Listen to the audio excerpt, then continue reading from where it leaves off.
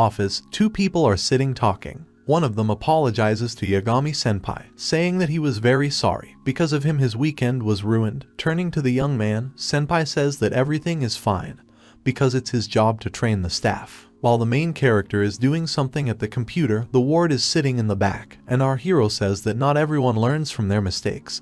The guy just had to try not to repeat his mistakes, senpai said. He also added that it would be strange if the newcomer did it perfectly.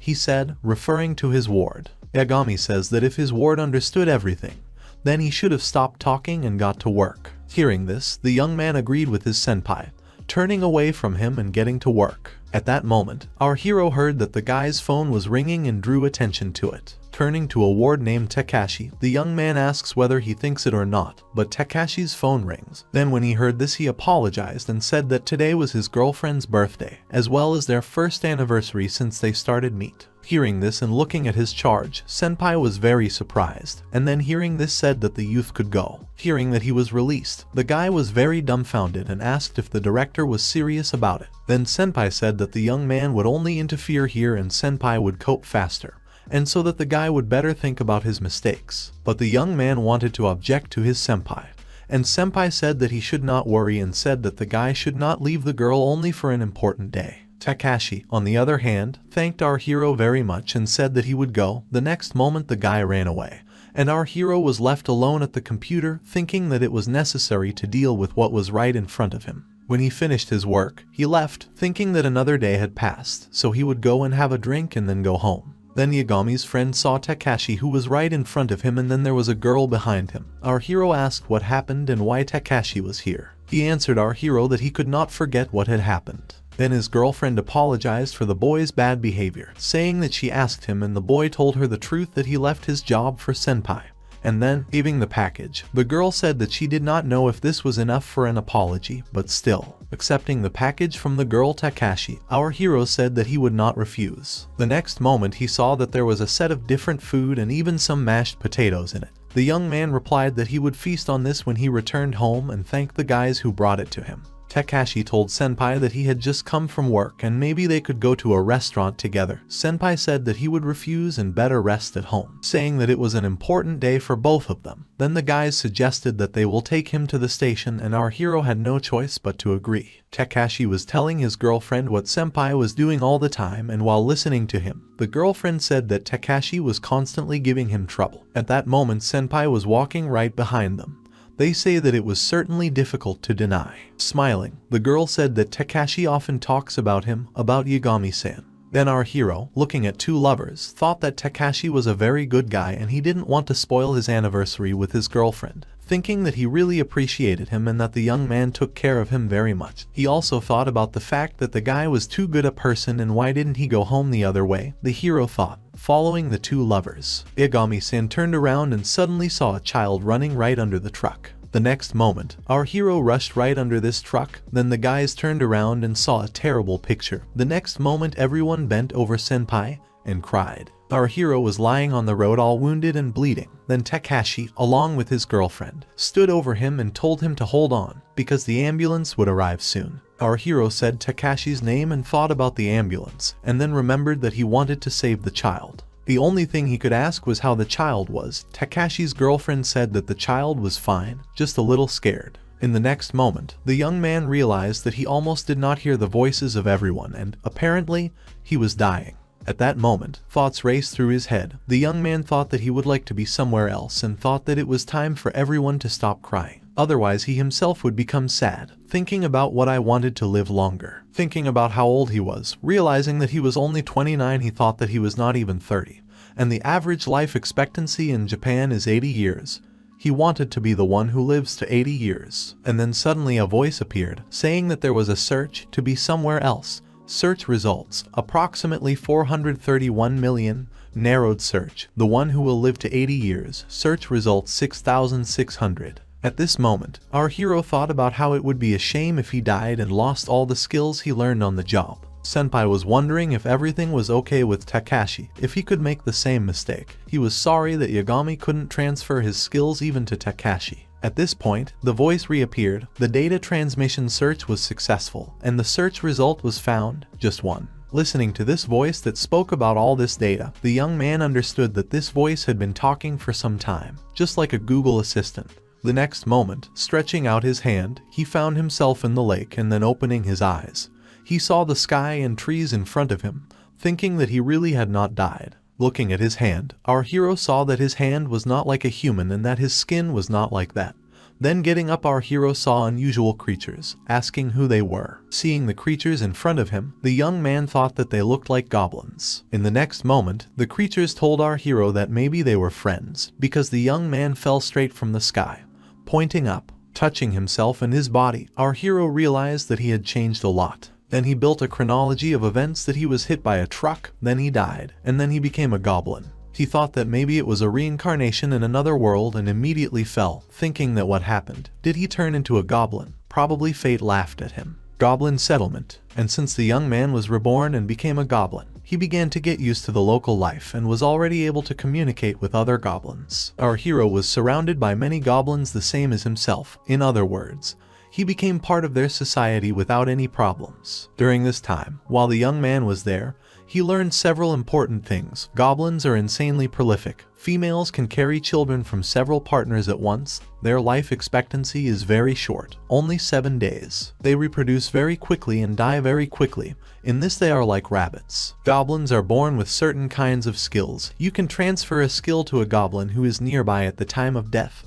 However, no matter how many skills one collects, other goblins could not be transferred, only those with which they were born. Our hero's skill was an 80-year-old being. It seems to be a skill that gives an 80-year lifespan. This is because of the wish he made when he died, the young man thought. Thanks to his skill, he had already spent 34 generations of goblins with normal lifespans. Thus, the number of skills he inherited already exceeded 200. He could freely use these skills. But when those 200 plus skills would also disappear, only the 80-year-old creature would be passed on to the next goblin. And it seems like a waste of time. But here it is, nothing could be done.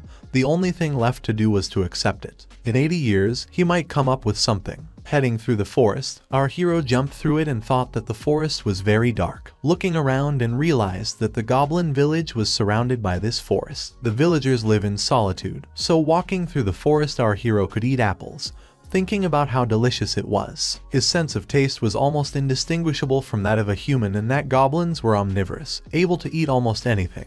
Goblins didn't need to sleep. When life is only 7 days, it's stupid to waste it on sleeping. Fortunately, it doesn't concern him. He's already used to this body. Only one thing bothered him very much, in his libido, which could not calm down. Due to his attraction to goblins, this is about 3 times stronger than that of a person, and goblins are cute in appearance, like soft toys, so he could not perceive them. However, among these goblins, the young man was very popular, and being a man he did not encounter such. Walking through the forest, our hero came across some wounded person, then asked him to shut up and heal him. At that moment the goblin used the treatment. It was one of his inherited skills among 200 skills, and that our hero was able to heal. Sitting next to the wounded, the stranger asked about what the goblin was already doing. Was he really not afraid of the Demon King? Then the young man reported that the wounded were just wounded, whether it was the Demon King or someone else. But the next moment he heard about the king demons. Our hero was very surprised. Then the young man thought that his wounded man really looks like a Demon King. Does the Demon King really exist? And that it was very cool. In the next moment, he thought to himself about what he even thought. In a world where there are goblins, there must be a Demon King. Nothing is impossible in this regard. Looking at the goblin, the king said that the goblin was some kind of crazy goblin. Then our hero asked him to be quiet, because he cannot heal his wounds when he talks. The next moment, our hero continued to heal his wounded. But the Demon King said that it was useless, because no one can heal these wounds, including himself, explaining that he was a being of a new order. Looking at the wound of his new acquaintance, our goblin thought that even with all his efforts, this being of a different order, he realized that there really was no way to help the Demon King, saying that the goblin had a lot of skills. Hearing about the skills, the Demon King asked how many there were, and then the goblin explained that now he had 277 skills. He was born with the skill of an 80-year-old creature. Hearing this, the Demon King started laughing, thinking that it was just a mutation. That now he understood everything. Then he started coughing again, and our goblin asked if he was okay, because he should not have raised his voice. The Demon King looked at the goblin and thought that if he had such skills, his vessel should have been larger than usual. When he heard about the vessel, the hero was very surprised. Then the Demon King began to talk further. Looking at the goblin, he said that perhaps our hero could inherit skills from other creatures. Hearing this, the goblin was very surprised, and then the Demon King asked how it was about getting his skill. Hearing this, our hero was very greatly surprised. Our goblin thought to himself that during this time he led the goblins 277 times and got their skills. Now he had conflicting feelings. The Demon King spends his last minutes on a goblin, but he knew whether it was a goblin or a Demon King. The essence was the same. Everyone wants to leave some kind of trace behind them. Our hero agreed while looking at the Demon King, and the next moment the Demon King granted the goblin the law of the jungle. Seeing the gift, our hero accepted it, and then asked what kind of law of the jungle it was. The Demon King said that monsters have a tendency to obey those who are stronger than them. This skill makes her absolute. The next moment his hand dropped. Then I thought that the Demon King had died. Our hero asked what the Demon King was, then explained that as soon as the young man defeats someone, he will completely obey him, and no matter what happens, the law of the jungle will never betray his master. The Demon King explained that with this, he would become the Demon King, referring to the nameless goblin as he dies, which leaves the rest to him. Looking at the Demon King, the goblin was very surprised. The next moment the Demon King disappeared. On this day, the world rejoiced because the death of the Demon King waging the 100-year war was confirmed. What people didn't suspect, however, was that the threat from the Demon King hadn't gone away. Yagami died at the age of 29 in his previous world. He was a new worker in a small company. The young man sacrificed his life trying to protect a small child from a speeding truck. He died, but ended up in a new world, and in this world he was a goblin. Walking through the forest, our hero was picking apples, and returning he saw a cluster of goblins. I asked about what kind of noise it was and what happened. Then they talked about the goblin that was sitting right on his knees and that this fool killed a man. Hearing about the fact that the goblin killed a man, our hero was very surprised. The goblins clutched their heads and said that it was very bad, where he killed a man and what they had to do with him. Looking at all this, our hero thought about the fact that there really is a taboo forbidding goblins to kill people. At that moment, the goblin said what else he had to do. Addressing everyone, he said that he was in the forest and ran into one of the people and that a man attacked him out of nowhere. Then our hero thought, was it really impossible for a goblin to kill people even in self-defense? At this moment, trying to understand what they were to do, and someone sounded the alarm, saying that people were walking right at them and they attacked them. At that moment, all the goblins panicked, because the goblins were very weak and all they have is a fast birth. Besides that they have no strengths, so they all panicked and were afraid to think about what they needed to do. Looking at this, all our hero understood was that they were all in a panic. Turning to the goblins, our hero asked about how many people were and in what direction.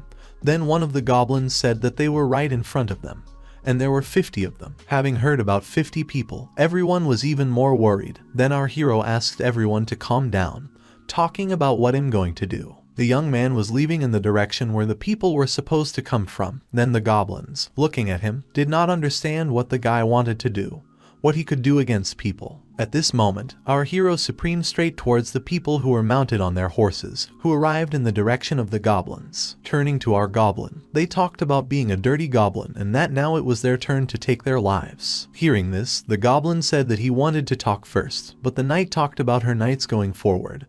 Then our hero thought about what they were talking about. The next moment the knights attacked our hero. Then he used the iron body, because it makes the body hard. Like iron, it was his special skill, so the knights could not do anything against our hero, and their swords broke on this skill. Then the young man used stone rain, calling on countless stones to hit the enemy from above. Falling from above, the stones smashed their opponents. Then the commander told her knights not to be afraid, because he was just a goblin with a couple of special skills. Looking at his opponents, our hero thought that this was his first experience of using skills in combat. With this attack, he could defeat anyone. In the next moment, a mountain of stricken knights lay in front of him, and wiping sweat from his forehead, the young man thought that he had dealt with everyone. The commander, looking at all this, thought that it was impossible, because it was just a goblin. Our hero, turning to the girl, asked if she was the main one, because he just wanted to talk. Hearing what the goblin would like to say, the commander was very surprised. The next moment she took off her helmet and agreed that she would talk to our hero. Seeing the girl, the young man was very surprised at her beauty. The next moment he said that, first of all,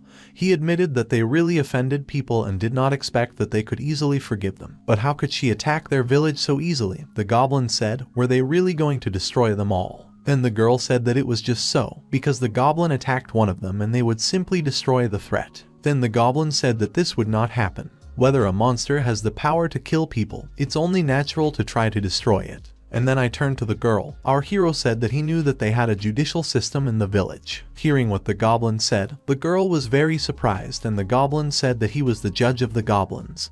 Then she was even more surprised. The goblin hero explained that the punishment for killing a person was 7 days in prison and asked how it was for her. Looking at him, the knight said that the goblin was mocking them, because it was a spit right in his face. Hearing this, the commander asked if it was all a life sentence. Sounds more reasonable. And then our hero thought about what it was about, but about the fact that the life expectancy of a goblin is 7 days. This guy had about 2 days left, so it really was life imprisonment, he explained. And then our hero explained that in this way there was 7 days in prison for the one who killed the person. They will allow a joint check 6 to ensure the execution of the sentence. Hearing this, the knights turned to the commander and said that there was no reason to listen to this monster. It was necessary to kill and destroy this village. Everyone agreed with one of the knights telling the commander that this was nonsense. He just needed to take revenge. Our hero thought that it was a very noisy company, and the next moment, the law of the jungle worked. Our hero used it from the Demon King, absolute obedience from those he defeated. In the next moment, all the knights were under the influence of our hero. After that, the knights swear allegiance to the goblin, saying that they live to serve his master goblin. Hearing this, the commander did not understand what it was and asked what the knights were doing, addressing everyone. Then looking at his opponents, our hero realized how it worked. Seeing the reaction of the goblin, the commander said that the guy was an interesting goblin, and that she recognized their laws.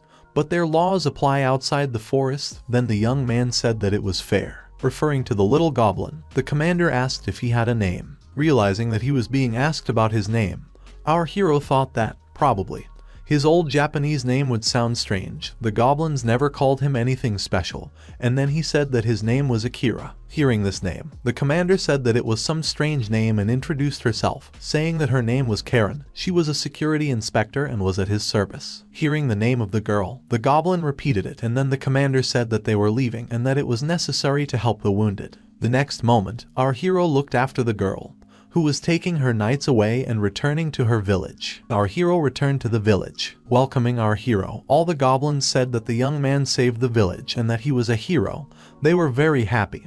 They said that the guy was really excellent, because he negotiated with people. Looking at the goblin hero, they said that he should become the village headman, because he was now their head and that it was necessary to bless the headman. The next moment he was already sitting on the throne and everyone blessed him in the village of another world. He became the leader. Why, he was very surprised. The commander said that she was convinced that the goblin really died in prison. Then our hero reported that everything was clear to him. In the next moment the girl asked Akira what kind of outfit it was and that he always had such hair. Our hero, standing right in front of her, was very embarrassed, saying that after that incident he was appointed headman of the village. The young man had a fancy hat and his hair was straightened in front and a bald head. He was given a cane and dressed in a monk's clothes. Then the commander, looking at our hero, said that he didn't suit him at all. Taking off his hat, our hero said that he was very awkward. The commander spoke about the goblin, that the fact that he became the headman only played into their hands. Then I returned to my previous form. The goblin said that it was not so, and the commander reported that that killer was of course brought to justice. But she did not know how can this be said. When the goblin asked, their superiors were not satisfied with this, asked them a question to the girl. Hearing this, the commander asked how the goblin found out about this. Then our hero said that for some reason he was not at all surprised. He thought to himself that not so long ago he himself was in the same situation that in Karen. Recalling his previous life, he thought that even if he quickly made optimal decisions, the situation could begin to worsen even more due to the stubbornness of pride and the lack of competence of superiors. The young man thought that it seems that his relationship between workers and superiors was the same in any world. At this moment, sighing, our hero thought about his past life, and Karen just looked at him in surprise. Then the goblin turned to Karen and said that it was probably hard for her, and the girl, hearing this, said that she did not need the pity of the guy. Then, turning to the goblin, she said that there was such a situation. She was embarrassed to talk about it, but she wanted to ask the goblin to go with her and convince her superiors, saying that if the authorities meet with the goblin, They will understand everything. After hearing this, our hero thought. He was thinking that anyway, sooner or later he would have to meet with them. It seems that they are sure that the crisis of the village by the goblins was completely destroyed and that it was not because he became the headman.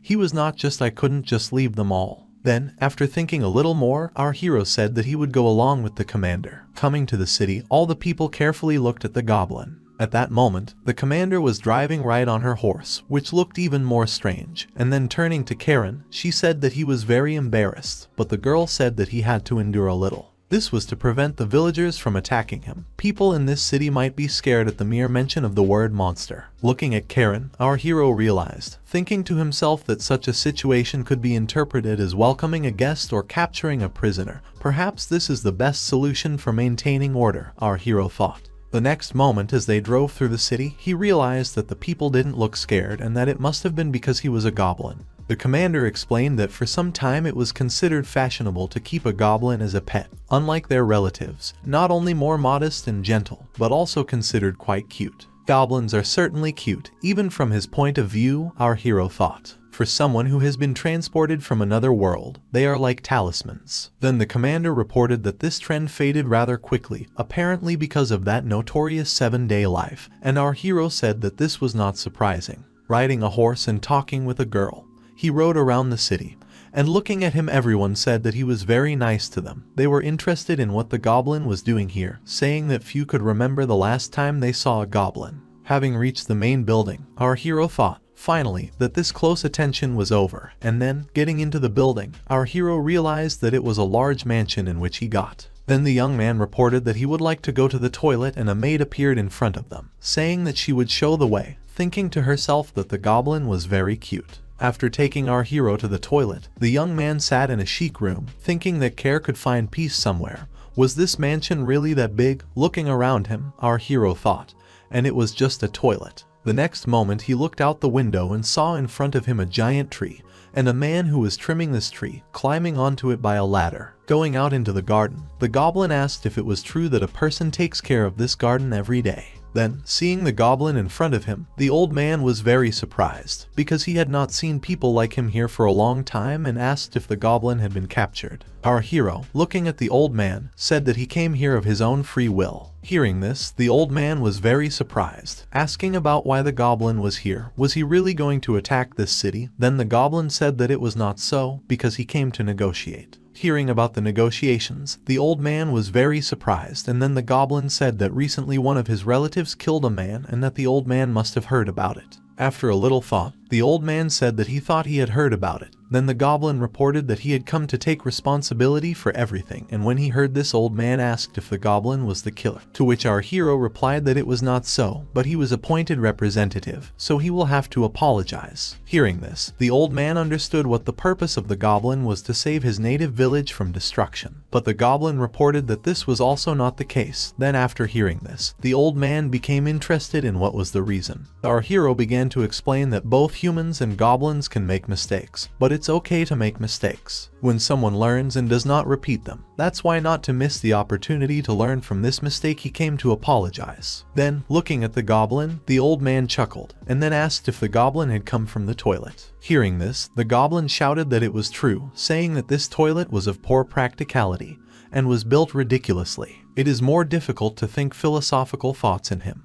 Then, having heard this, the old man began to laugh very loudly and said that he absolutely agreed with the young man in this. He also said that the person who designed it was a complete fool. Hearing what the old man was saying, the goblin was very surprised, and then said that if he cursed so loudly, he would be reprimanded by his master. Suddenly, someone there turned to the count, and then our hero heard that it was the commander, who ran into the garden and said that the count was here, and she brought the goblin in question here, and then realized that the two of them were already able to communicate. Surprised by what the girl was saying, the goblin pointed to the old man in front of him and did not understand if this old man was the earl, asking if he was not a gardener. Then, hearing this, the commander was very surprised. She said that the goblin should watch his tongue and said that this man was the owner of this mansion, His Majesty the Emperor, the Count of Orleans. Hearing this, our hero was very surprised and said that the old man had deceived him. Then the old man said that it was rather rude to say just doing his hobby. Thanks to this, he managed to hear something interesting. So he decided that it was necessary to end this issue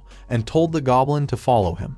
and turning to the commander, told Karen that she would be free and thanked him for his service. Looking at the departing old man, our hero thought that the old man looked like he had the very bosses and, frankly, he didn't even know what to think. When everyone saw the goblin, they thought about how cute he was, that some of them had never even met them. Our hero was drowning in love, and then the count was sitting opposite him, saying that his friends call him Simon, and this will all remain between them, saying that he liked the guy because he was very nice. They say that a man was to be like that. Otherwise, what's the point of being born? Hearing this, our hero was very surprised, and next to the count were girls who told him that he had to take care of himself, at his age, because it was his body that could no longer stand it. Then, looking in front of him, our hero did not understand why this old man spoke to him like that, and the girls, too, were they really serious? The old man reported that he decided to live a full life and that this is what the young man had to do and outshine other men. Then listening to him, our hero asked what the old man had in mind. Getting up from his seat, the man, without saying that he would need to meet a lot of people in order to fully understand a woman, he had to meet at least 1,000. With less experience, he was just a young man who does not understand anything about them, and continued to laugh. Looking at him, our hero nearby thought that it was too much. He knew who he was, but could he really behave like that? And the next moment our hero asked the question, how does he understand men then? And then the old man reported that what he will accomplish with the help of gambling. Hearing about gambling, our hero was very surprised. Then the old man reported that card games like blackjack, poker, or even mahjong would be better suited for competition. Although there are no cards in mahjong, he informed our hero, saying that a man shows his true self when he gambles. Hearing this, our hero asked if it was really necessary to do this 1,000 times playing. The old man said that it was not necessary. So men are much easier to understand than a woman. Once was enough, and it was true that gambling reveals the true I. They can change a person in a radical way. But this was only the opinion of the old man, he said. The next moment, when asking our hero what he would do to understand a man, then the little goblin thought about it and said that he would look at his mistakes and talk about whether he would repeat them. Because everyone makes mistakes, but no one should repeat them over and over. The goblin reported that there are men who learn from them, and there are those who do not. This is his way. Then when he heard this, the old man said that it was an interesting point of view. He thought that there were many different ways. The next moment he understood that he spoke to him. Looking at the old man, the goblin thought that this was probably a prestigious place. He had been to another club once, but all the attention was focused on another client. But now it was turned to him. Then the old man said that this conversation had become boring and it was time to admire the beautiful flowers, saying that he was upstairs and let our hero have fun as he was approaching the end of his life. But the goblin said that everything was in order. Sitting surrounded by beautiful girls, our hero reported that he had the skill of an 80-year-old creature, so he could live 80 years. When he heard this, the old man was very surprised and stood up. Then our hero, looking at his face, at first thought that the old man was angry with him and thought he said something wrong. Approaching our hero, the old man grabbed his hands and called him a dear friend, to which the young man was very surprised. And after that, the old man reported that someone like him could meet 3,000 or even 30,000 women in his life. It should be like that, okay, he thought. Turning to his friend, he said that he would share his fantasies. Then our hero reported that he did not want to know anything about the count's fantasies. After that, the old man and the goblin left the building both satisfied. Our hero thought that it was fun and that they were waiting for more. The goblin also reported that the old man did a good job with this night, and the old man praised our hero, saying that he must have done well. The young man thought that he was still under the impression, because after all it is not difficult for the goblins to be active all night. At that moment they suddenly heard a sound and saw that the horse, along with the coachman, was galloping right at them, and the villagers said that this coachman should be stopped. Seeing that the carriage was rushing straight at the child, our hero wanted to save him, and the next moment he remembered how he also tried to save someone in a past life and realized that he had skills, so he could use a stone wall to save a child from harm. The cart crashed into the wall. Our hero erected a wall right in front of the cart, and it, which was rushing towards the child, crashed. Thought he was tired? He did great. At that moment the goblin came up to the child, asking if he was okay. Sitting on the floor and playing with a toy, our hero looked at the kid, who asked how the young man did it. Akira reported that he was a goblin, so he succeeded. At that moment the boy's parents rushed to him and thanked the goblin. Then he said that it was nothing terrible, but everyone said that he was just a miracle using such magic. The next moment, everyone crowded around our hero and tried to touch him and thank him. The Count at that moment was watching the young man, and at that moment he was standing near a dark alley and asking if the one he asked was there. The voice answered that he was here. The Count said that this voice should watch the goblin from now on. The voice obeyed him, and then the Count, looking at the goblin, thought that this goblin with a long life could become a greater threat than the demon lord. The boy tried to drag our hero by the ear, and then the goblin told him to behave carefully, and then the child said that the goblins were so cool, and our hero said that everything was in order. He was glad that the young man did not suffer. The next moment, while his parents were thanking him, then suddenly someone was saying that the goblin was terrible, and this carriage was Sullivan Jr. The man pointed to the carriage that he stopped the goblin and then asked our hero where his owner was and asked who the owner of the goblin was, looking around. Then suddenly the Count came up and said that it was the former prime minister. Now he lives as a recluse somewhere here in his hometown. Approaching the old man, the man saw the Count and asked why the goblin was running around the city even without a collar. Then the Count said that he was sorry, and our hero, looking at this skirmish, thought that the Count was very strange. He was going to leave this place without revealing of his personality. Then the man said that he really was sorry. Didn't he understand that this carriage was a very important person? The Count was only silent, and the goblin, looking at this, thought that if the Count continued in the same spirit, then he would have problems. But the next moment, looking at the man who appeared, he thought that the guy was suspiciously noisy. Here, the goblin decided to use perception first, but then thought that he wanted to use his clairvoyance skill, thinking that some of the goblin's skills were very similar, so it was easy to get confused, and he used the skill to look at the carriage. At that moment, the man who shouted at the Count and at our hero said, "Did anyone really think that he could leave so easily without paying for it?" But then, approaching the carriage, the goblin said that there was no one in it, and when he heard this, the man asked, "What does the goblin say?" Hearing this, the Count said that if this was true, it turns out that the Sir used the crew with the coat of arms of his lord for personal purposes and decided to make a scandal using this privilege, to which the man said that he had no idea what this goblin was carrying.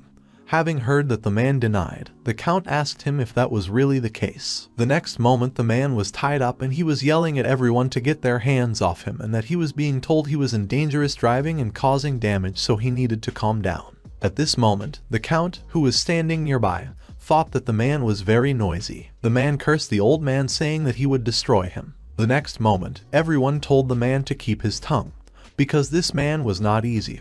Then the man suddenly realized that he had said too much, and the Count thanked everyone for their help and our hero. Then the goblin talked about almost nothing did. Turning to the goblin, the Count said that a bad goblin would not risk his life to save someone else's child, and that our hero could not worry that no one would touch his friend's village. Then upon hearing this, the goblin asked if the conflict between humans and goblins was settled. The Count reported that the autonomy our hero was from, which they would treat as a human village.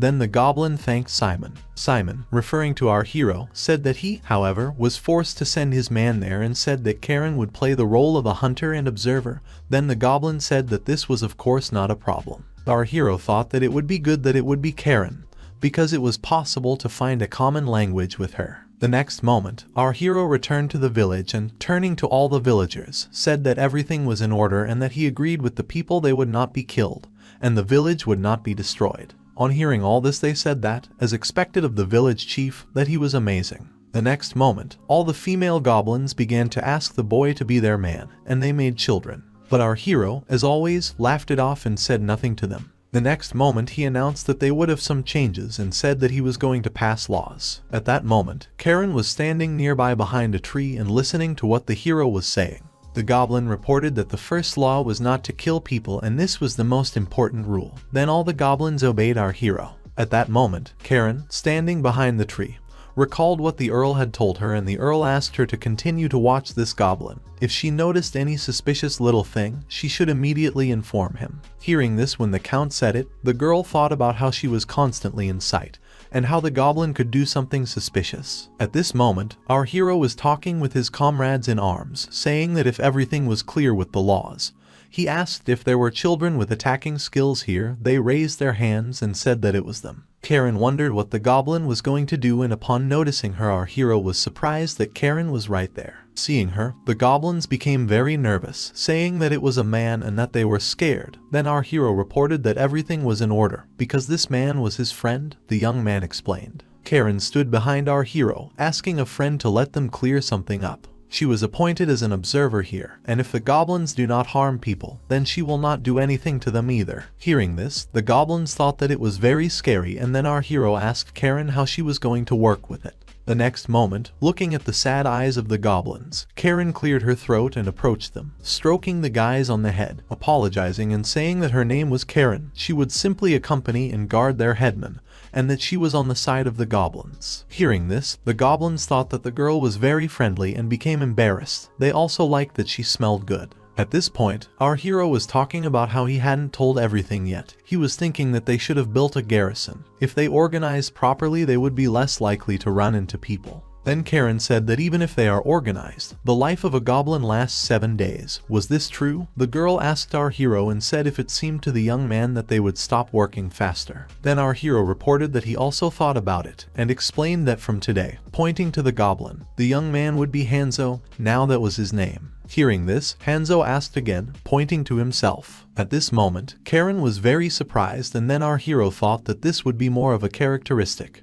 and not a name. At this point, the girl couldn't believe her ears, and the goblin was talking about how he came up with this after hearing about Sullivan Jr., the former prime minister. Hearing this, the goblin said that now he would call himself Hanzo, and then our hero explained that when he died, the one to whom he would transfer his skill would receive the name. It would already be 2 Hanzo, and after him, respectively, 3 children who born with offensive skills will join the Hanzo team, and asked if all the guys understood this. The goblins who listened to our hero said that they understood everything. Karen, looking at our hero, said that they seemed to love him because they agreed to it so quickly. Hearing this, the young man was confused. The next moment he asked if there was anyone here with the skill of determining the value of things and counting money. Some raised their hands who could do it. Our hero counted only 3 people and thought that it looked like it was just a rare gift.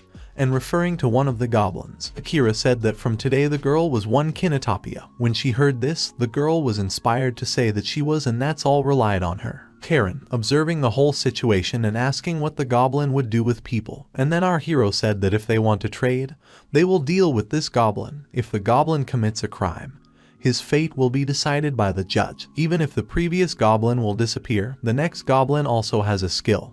He will move to this position. This system is quite suitable for goblins, given their short life, and asked if the girl had any questions. Then, observing the situation and our hero, Karen stood behind near the tree and thought that it was not surprising that Count Simon was afraid of this monster, talking about our hero, thinking that he was not the most ordinary goblin. Running up to the headman, one of the goblins told the headman to look at it. In a moment, several weeks passed, and several generations of pancakes. The goblin showed our hero a connected person, and then I turned to Hanzo. The young man asked what it was, and in front of him was the 3rd Hanzo. Because 2 weeks have passed since he launched the naming system, generations replace one another in different positions and everything works as intended, our hero thought. Then point at the man. Hanzo said that this man had invaded their forest and tried to attack him, but the goblin just knocked him out, and then even Karen asked if Hanzo had dealt with him alone. Then Hanzo said that he certainly did it alone.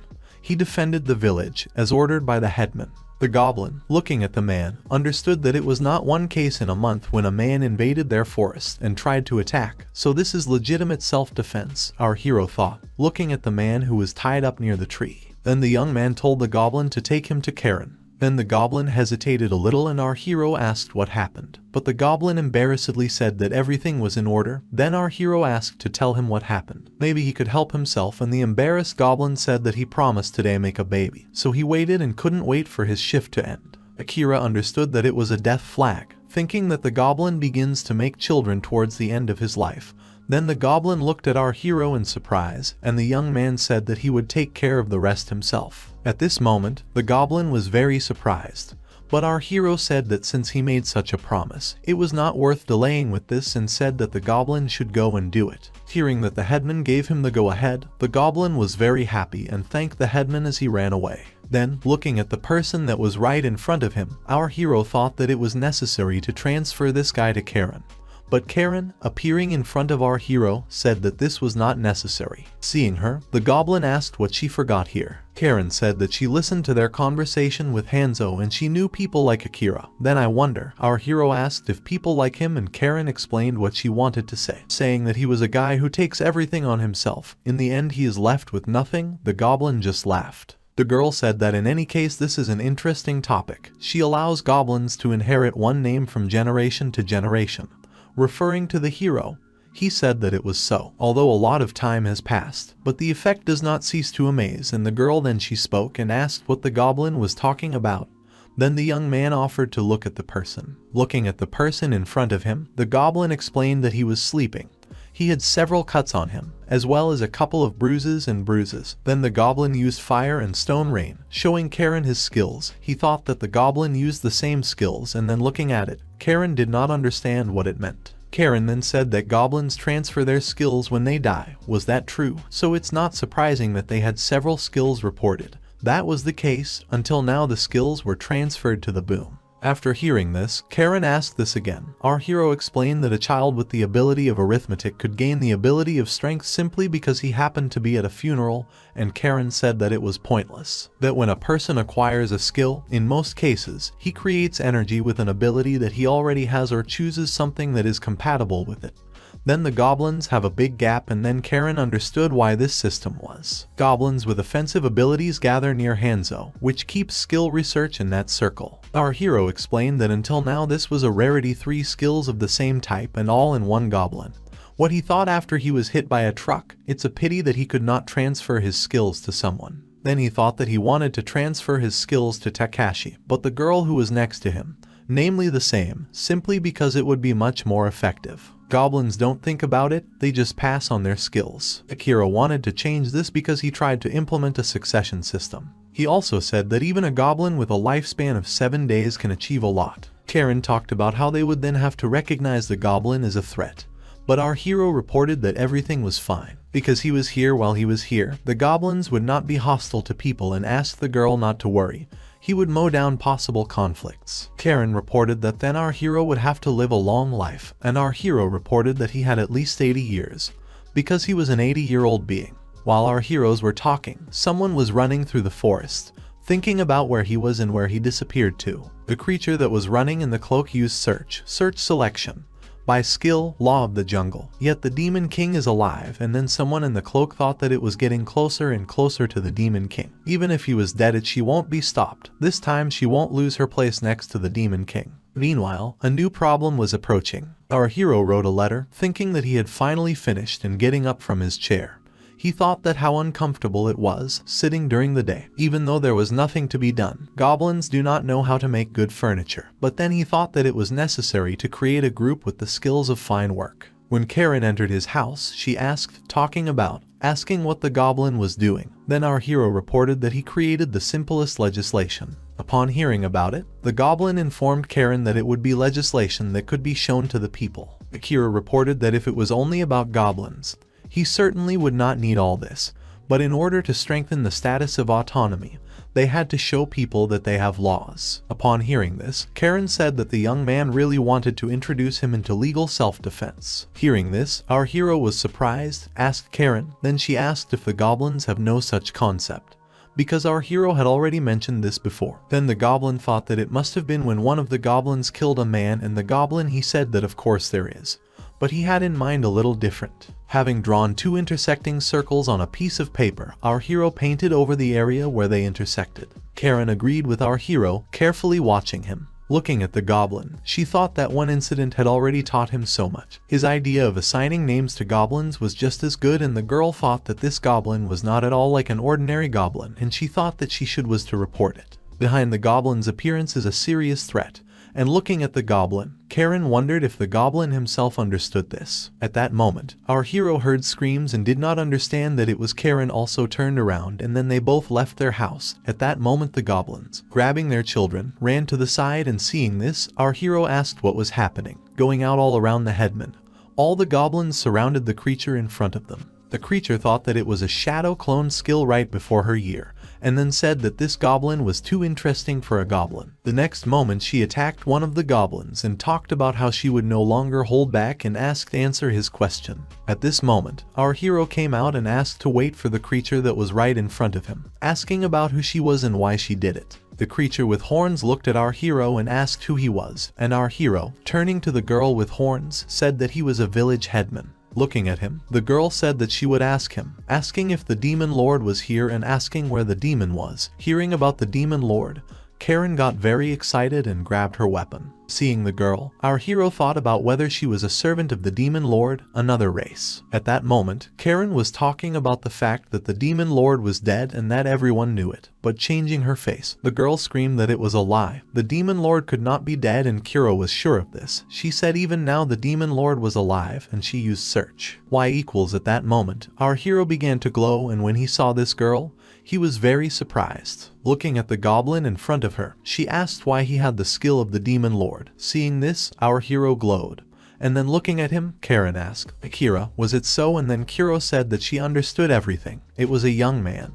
He was the one who killed the demon lord and stole his power. The next moment, Kuro ran straight to the place where our hero was and decided to attack him. Then flying away from the place, our hero asked the girl to wait and listen to what he wanted to tell her. But Kuro did not want to listen to him. She said that she would kill him. Then our hero realized that the girl did not want to listen to him and understood that he would have to shut her mouth. The next moment he used the chain skill and bound the girl. Then the girl was able to break these chains and our hero understood that in such a small body there was such force. The next moment, Kuro attacked our hero again. Then the young man thought that she had completely lost her head.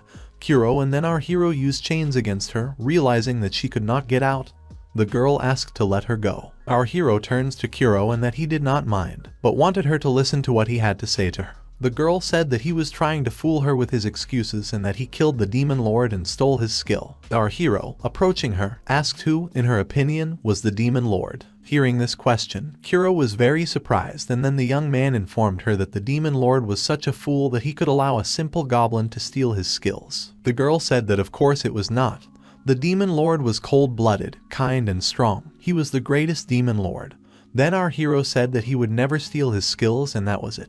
Kuro was talking about how the young man must have used some kind of trick, so he decided to ask her again if her demon lord was stupid enough to fall for a dirty trick and let his skills be stolen. The girl realized that it was true and that it all sounded plausible. Karen added as she listened to this conversation. Then, turning to our hero, Kuro asked if this was so, then why then the goblin had the skill of the demon king, and seeing her reaction, our hero untied the girl, thinking that it looked like now he could talk to her. Then our hero explained to the girl that the demon king left this skill to him. Hearing this, the girl asked if the demon king really left this skill to him, and our hero spoke in the words of the demon king saying, to the nameless goblin, he left the rest to him. Hearing this voice, Kuro understood, and then our hero said that she knew how goblins differed. And then Kuro said that she heard about it. Goblins can use a skill that they did not receive during the testament. Jump up from your seat and grab the goblin by the shoulders. She said that it really was the voice of the demon lord. Then our hero said that it was best for her to know this voice. The girl burst into tears and began to call the sobbing demon lord right in front of our hero. Karen returned to the count and reported this situation. Then the count, hearing this, could not believe what Karen said. This goblin has a long life and has the skill of a demon lord, and then standing in the church the count thought that God was going to destroy humanity. The count sat in his house and thoughtfully played chess. Then the maid came to him and asked the count what was the matter. But the count said that no matter how much he thought about it, it seemed to him that he was at a disadvantage. Let's hear about the disadvantageous situation. The maid asked again, and then the count asked if she knew how to play charanga. Hearing this, the girl said that she knew the rules. The count said that it was very difficult to win in it because of a certain unique rule. Did the maid hear about the unique rule? Asked again, and the count continued his story, saying that this game in which she takes his pieces and he takes hers. Opponents can reuse the pieces they took from each other, but the pieces that are one in front of the other only disappear from the board. Then the girl said that it was unfair. Hearing this, the count asked her again if this was really so and explained to the girl that this was exactly what the skill of the demon lord looked like. At this moment in the village, Kuro was watching our hero with tears in her eyes, and then after her story, the young man thought that the girl was now embarrassed. It was quite natural, because she was crying in front of the goblin she had just met. Then, turning to her, the young man said that all her clothes were worn out. The next moment, our hero called Echigoya, asking if he was here. A goblin came out to our hero, asking what was the matter with the village headman. It was the 4th generation. Our hero was thinking that before he created the Echigoya skill group, he bought clothes from merchants. Monsters who sold human clothing or clothing made by other monsters took its name from a kimono fabric shop in the Edo period. The image of the samurai period is strong, but when it comes to clothing, it's just an echigoi. Then our hero, turning to the little one and asking her name, and the girl said that her name was Kuro. Turning to Kuro, our hero represented Ichigo Kuro, saying that he could sew clothes for her. Then suddenly he snapped his fingers and appeared near the girl many goblins. Then she did not understand what they were up to. In the next moment the goblins grabbed her and brought her. The girl resisted without understanding what they were doing. Then our hero spoke. Because everything was in order, there was no need to resist. At that moment she screamed for them to let her go. Then our hero used the law of the jungle on the girl and she obeyed him. Goblins carried her away from our hero. Karen looked at the girl and said that she was very restless. Then the goblins took Karen and said that she had to go with them. But the girl did not understand why she had to go too. Looking at Karen, our city thought that she began to feel at home after that incident. The next moment, our hero was sitting again at his table and knocking on the door. Someone apologized for the long wait and turned to the village headman. Then turning around, our hero saw Karen and Kuro, who were standing right in front of him. Looking at Kuro, our hero praised his master, saying that this was really his new work. The master thanked our hero and said that it was so. Then the goblin said that if he remembered correctly, the skills of the master are sewing and leatherworking and spinning.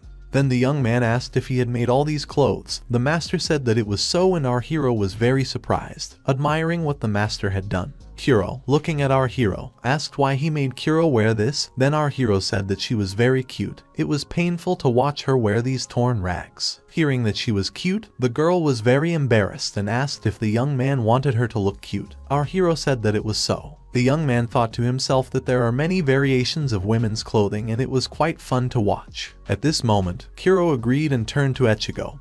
He asked what the girl wanted from him, but she said that he had to do it differently and had to make normal clothes. Immediately grabbing the master, approaching Karen while Kuro was trying to deal with the master, our hero said that it really suited her. Then Carmen told him to stop.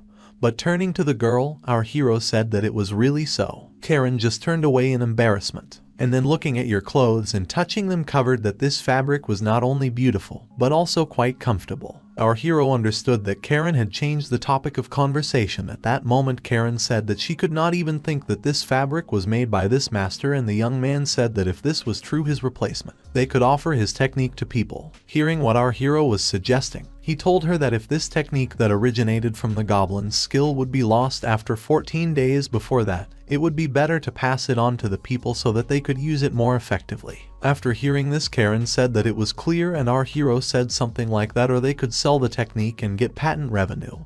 After hearing this, Karen asked Akira if he was going to become a demon lord. Hearing this, our hero was very surprised and remembered Kuro, who yelled at him, saying that he never wanted to do this. Then Karen didn't believe him and asked again. Our hero reported that the error command the demons was that he used the skills only for his subordinates. The young man talked about taking books and reading about the demon lord. If you use the received power for others to make everything yours, you will certainly become an enemy to the whole world. Then Karen asked if that's why our hero wanted to suggest the clothing technique. Our hero reported that this was the case. Maybe he inherited the skill of the demon lord, but he was not going to repeat his mistakes and asked if Karen had any more questions for him. Our hero was sitting near the dying goblin, and then turning to him, she talked to the headman, saying that she gave birth to 6 children and she lived her life gloriously. Thanks to him, our hero said that everything was clear to him, and then the goblin said that she thanked him. In the next moment, our hero received a legacy of skills, which was healing.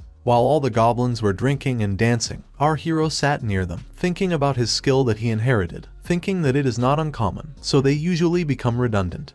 He has already gained it 5 times. Now there were about 300 skills in it, but if it is considered a coincidence, then there were 500 of them. Since he created the naming inheritance system, he has been less likely to see goblins off. But today he was specifically asked to do so. 5 same healing skills. This redundancy is also one of the reasons why he created this system. It would be better if the other goblins saw each other off and inherit new skills instead of him, who had already collected enough. Since their lifespan is only 7 days, it became a system where you don't have to worry about redundancy. Sitting in the village and thinking, our hero thought that from now on everything should be in order, although the redundancy that has accumulated during this time hangs on him as a useless burden. At this moment, Kuro came up to our hero and called our hero. When he saw her, he thought that she was like a new employee from those who, along the way, find out the assessment of their one work. They are not sure about the result, so they feel out of place at moments like now. Looking at Kuro, the young man said that this new dress suited her, and that it looked pretty cute.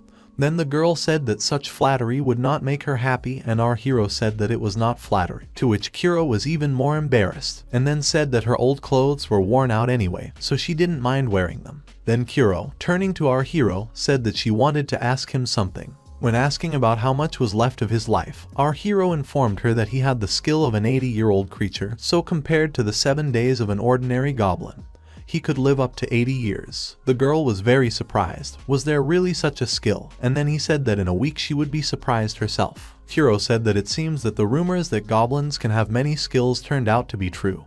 This is because they were born quickly and died quickly.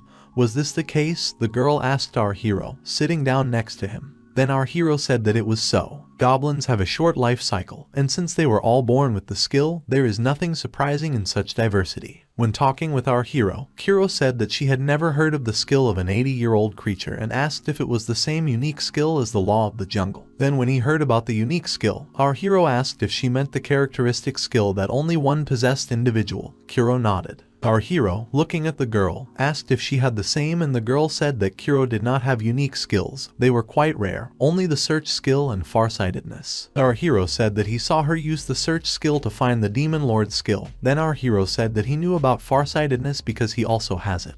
Using farsightedness, our hero showed her, because this ability was to see at a distance of up to 1 kilometer, and when she saw that the eyes of our hero were glowing, she said that she had the same thing. At that moment, she also showed him her glowing eyes. Our hero smiled, and looking at them everyone thought that the guys get along very well, and the village headmen also have fun. The next moment, suddenly the girl did not understand what was happening, and then our hero also did not understand what was happening to him, because farsightedness plus farsightedness is equal to farsightedness, and then Kuro did not understand that all this was happening. Our hero said that she had farsightedness for Kuro to try right now. Back then, our hero reported that he couldn't seem to use farsight. He also lost his farsightedness ability. Did their skills merge together to make a higher rank skill? Then, turning to our hero, Kuro was surprised. Could he really do that? Then suddenly the young man said the word Eureka, so unexpectedly that the girl even fell off her seat, asking what happened. Our hero talked about how he found a use for excess skills. While everyone was sitting around the fire, our hero stood near one of the goblins, and then Kuro asked what they were doing. Looking at 5 Hanzo, our hero thought that it was the leader of the team with attacking skills, that he was trying to protect the village from Kuro. Turning to the goblin, our hero said that he had the cloning skill. The goblin said that it was so. Then our hero used the same skill, and suddenly, the goblin did not understand that something was happening. In the next moment, the skills blended and a shadow clone came out. Then our hero asked about what the new skill was in Hanzo. He said that it was amazing, using a shadow clone. Looking in front of him, Hanzo tried to understand if it was different from the old skill. Hanzo, touching himself, said that all these clones were real, that it was completely different. Then our hero, looking at them, asked if they were real, and the clones said yes. Kuro looked at them and said that they all looked like real ones. Fighting someone who uses clones is useless until they find the original, but they can't achieve anything with this until they destroy them all. Hanzo reported that the girl was saying everything correctly. Each of them is both a clone and the original. While one of them remains alive, everything was fine. Listening to all this, our hero thought that the shadow clone is the evolution of cloning, and everyone is looking at Hanzo. They talked about how they were very jealous of him, and that they should have a party in his honor. Our hero said that they had just celebrated. Didn't they get tired of doing it every day, thinking that they were very cheerful and celebrate every little thing? Then at this moment, Hanzo, who was standing with our hero, someone pulled his hand, and it was Kuro. Then Hanzo talked about whether the girl could fight him again. Turning to the goblin, Kuro talked about how he was too cocky for a goblin, and she said that she would put him on his knees again, agreeing with him. Then everyone started cheering for Kuro-san and Hanzo. At that moment they began their sparring. Our hero said that they should not get carried away. Karen stood next to the young man, saying that he surprised her again. She did not think that it was possible to develop skills like that. At this point, Karen was standing again in her armor, and then our hero asked why she took off her dress again. Karen talked about how she couldn't wear a dress because she was on duty. Then, turning to the girl, our hero said that he himself was very surprised. Karen said, did the hero say that he had not become aware of this earlier? And our hero reported that it was so, because if he knew this, he would have used it a long time ago, and Karen agreed with him, saying that it was logical. In order to get one improved out of 2 skills, he and his partner must have the same skill. Then the skill that he transferred will be absorbed. It was a pretty strict condition, but for goblins who have a lot of skills and can often transfer them, this is not a problem. Karen, turning to our hero, asked if it worked for everyone. Then the goblin, thinking, said that most likely Karen also asked if he was sure it worked only for goblins. The hero reported that he doubted that he had already used this ability on Kuro, so he did not think that it only works on goblins. Karen talked about how the girl was also a monster, maybe it didn't work for others. Our hero agreed with her, thinking that here he stepped on the path of conjectures and assumptions, remembering his moment when he was hit by a truck, and that the voice used advanced search, the ability to transfer the skills that spoke to him before his death. He thought that it was as if this world had been specially selected through some kind of search engine. Today's incident only strengthened his confidence in this world in which he involuntarily wished to find himself, a collection of skill combinations.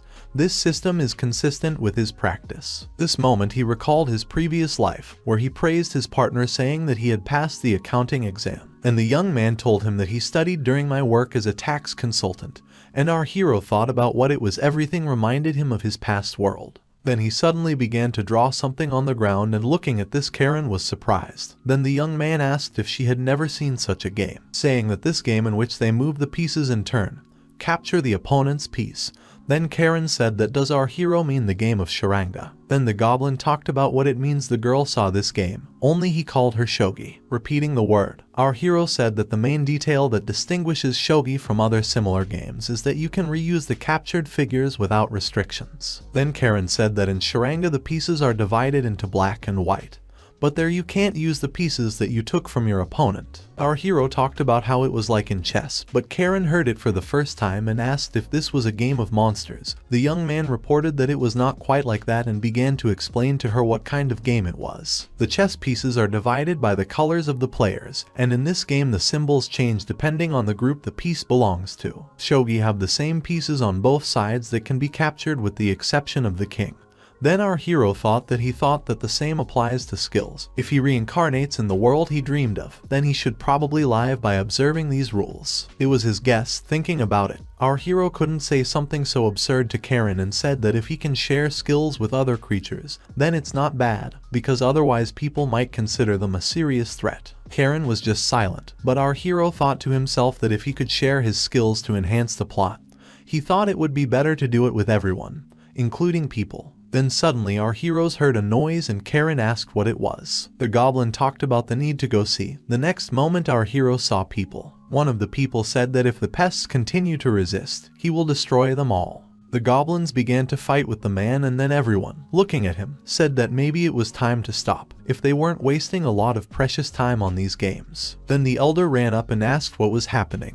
The goblins reported that the humans had suddenly attacked. Hanzo wanted to protect them. Then Kuro said that she offered to finish them off, but he ordered to stay in place and watch. I appeal to people. Our hero said that they should stop the fight and come out. He wanted to talk. Hearing this, the goblin became distracted, and then the man was able to attack him. Hanzo flew into a tree and then said that he was fine. Seeing this, our hero asked why a person would do this. Hearing what? The goblin asks. People were talking about how he was attacking a monster, which was incomprehensible. But then our hero was talking about how the monster had stopped fighting again. But the man didn't understand what it was and then got angry, asked who they were, and then pointed to Kuro. People reported that they had come here for this demon. Kuro was wondering why. Asking why, the man said that they really needed a reason to hunt the land. She is one of the highest soldiers in the army of the demon lord. And then our hero asked if she had done anything to harm people. Then the man said that of course she did. After listening to this, our hero was very surprised. Then the man said that if he just gave it back, then he would not touch the goblins, and then Kuro got mad. The next moment our hero asked her to wait a minute. This village was recognized by the count as autonomy, asking, did people know about it? The man turned to his people and said whether they had heard that the count recognized this as autonomy, and said that he did not know who this goblin was, that he addressed him and how he buttered up the count, but he did not care about it. Then the goblin told the person to think carefully about what the count should say. But the man said that didn't he just say that he didn't care? And then the goblin talked about what it means the man didn't have permission. He also said that if this was so, then he had to immediately leave this place with his people. They were violating the security of the village, and this was an official statement. Hearing this, people began to laugh. Our hero did not understand at all what was funny about this. Then, thinking about how smug the goblin was, they talked about the official statement and laughed at it. Then Karen approached, and then Karen said that she heard that they themselves untied their hands. The goblin said, "They fulfill all the necessary conditions to resolve the issue peacefully and call it procedural justice." Then turning to Hanzo, our hero asked if he already on my feet. Hanzo said that it was so and thanked him for his help. The young man also said that Hanzo could no longer hold back and it was time to teach them a lesson. But the man only laughed and then took his sword in his hands and said that both goblins were funny guys. The next moment, Hanzo used his technique and shadow clones appeared in front of everyone. Then the man asked if this was all he was capable of, saying that he would just destroy the goblins. At that moment the goblin dealt with all his people. Looking back, the man saw that the goblin had dealt with all his partners and did not understand how this goblin could do this. The next moment the man was already lying unconscious, and then our hero started talking about the fact that he was done. Having seen all this, all the goblins were saying that Hanzo had won and it was necessary to continue the party. Karen looked at what happened and then, seeing the girl, our hero asked about what happened because she had a rather gloomy face.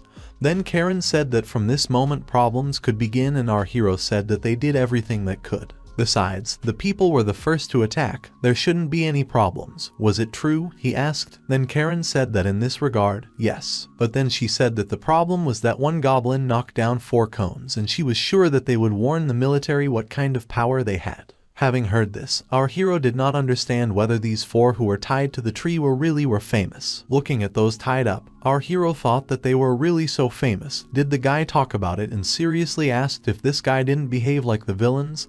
Then Karen said that she understood the goblins' skepticism, but their merits spoke for themselves. It's not just that they have a warlike character. They defeated quite a lot of monsters, and upon hearing this our hero understood everything. And then Karen turned to our hero, asking if he had thought about how to fool everyone. Ours said that he could not do such a thing. Then Karen asked, which means he was not against the fact that he had to be afraid. Our hero reported that if someone tries too hard to hide something, people will become even more suspicious, and even if this person was innocent, he will still be under suspicion, claiming that he does not have any weapons, although in fact actually it is not. The goblin said that what happened today was done only for the purpose of self-defense, so it's okay if they are exposed, and if the authorities are more careful, it will even work in their favor. In addition, people should know approximately what can be expected from them and what cannot. They should gradually begin to negotiate on equal terms. For this purpose it would be better if they became more careful, but our hero understood that he certainly could not say that. Then, after asking him again, Karen asked what he wanted to say next. The goblin explained that, moreover, if ordinary people start to be afraid of them, then this will be a real problem. They will not figure out who is right and who is wrong. Our hero understood that the people of this world were the same as Karen. Although he did not control so many people, the people in this world and in his world are not so different. Goblin also said that if today's incident was put at the wrong angle, he was sure that many people would be scared, so it would cause them to have different emotions. Goblin said. At that moment, they all arrived in the city beautifully dressed and led them. Then everyone looked and did not understand whether they were goblins, because they looked very serious. Then seeing everyone, Kuro, who was sitting upstairs, they tried to understand who this girl was and maybe she was a goblin princess, but no one knew, saying that she was very cute. The night before, everyone discussed their plan, and then, addressing everyone, our hero said that Ichigo had to urgently make 2 sets of clothes. Firstly, an official outfit for Hanzo, and then Ichigo said that he would provide this for him, and also an outfit for Kuro. Hearing about Kuro, the girl was very surprised. Then our hero said that something very cute was needed. For example, something to make her look like a princess, and said that Ichigo should try hard. Then, embarrassed, Kuro asked if the young men like this. He said that he would be sure that he would look perfect on her, but she, embarrassed, said that since he insisted so much, she would do it, and then our hero said that he somehow, what else would you like to ask? At this moment, Kuro was listening to him carefully, so while she was riding the horse, she remembered everything they talked about yesterday. Everyone looked at the fact that the girl had horns on her head and thought that maybe she was just a different race, and asked if it was okay to leave them alone. The next moment, someone threw a stone at her, and then one of the men said that everyone should not fall for it. Did they really want these goblins to get into the city? And then the next moment he said that they had 4 people in the cage, that they were dirty monsters. Looking at the people who were throwing stones at her, Kuro was very angry. But at that moment she saw our hero, who called her and asked her to try not to take revenge on people, even if they attack them. At this moment, another stone hit Kuro directly, but Goblin Hanzo was able to throw the stone away. Then the man did not understand what happened, and Kuro made a sweet face and said that she was afraid. Thereby she captured the hearts of people who told the man that what he was doing was ugly and that he had gone too far to do such a thing with helpless girl. Karen says that the situation instantly changed for the better, everything was as Akira had planned.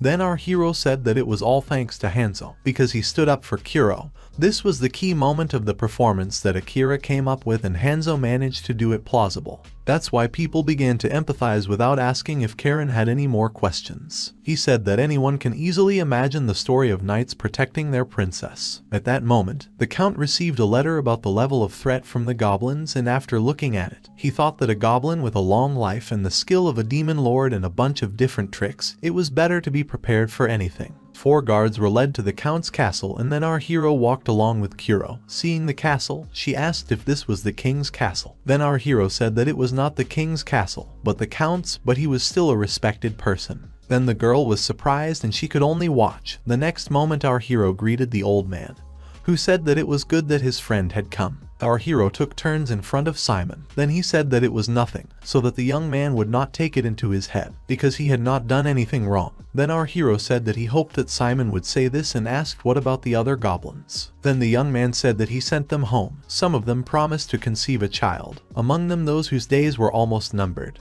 After listening to this, the old man said that it was unfortunate.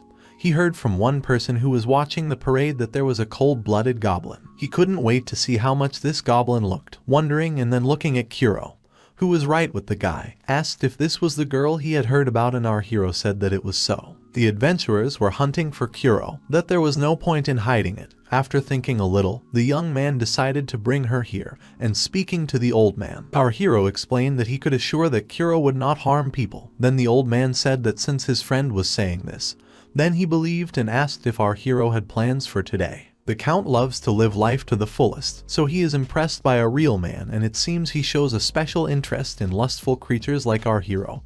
And the young man was happy that the count invited him, but he could not take Kuro to such a place, our hero thought. The next moment the girl suddenly something attracted her. She used her gift of far-sightedness. There were a lot of birds here and they all had name tags on their legs, she said. Then the old man, looking at the girl, said that she didn't have excellent eyesight. She explained that it was all thanks to the science of far-sightedness, which she received from Akira, and having heard this, the old man only agreed, and then Akira asked what it was. Then the old man said that it was better to see it once than to hear it 100 times. The next moment they came to an unusual place, and the old man said that it was a game that had lately been in vogue among upper-class women. Nightingale bet. Each person sets his bird free and competes which of them will be the first to land on a branch.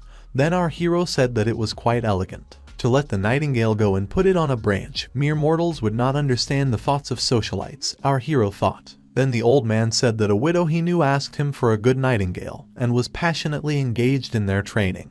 If she wins from other ladies, she will do something for him, our hero asked. Then the man said that the young man saw through him. Our hero thought to himself that if we were talking about widows, then everything was more or less obvious. Interrupting his thoughts, the old man said that maybe they needed to play, turning to his friend, because he just wanted to test them. Our hero was surprised, saying that he did not carry Solivive with him, but the old man brought it. He asked to bring 2 nightingales to play. The next moment the old man said that they simply had to argue which of them would sit on the branch. Then, having heard this, our hero agreed, saying that everything was clear, and the old man said that since they started this, what was needed to bet.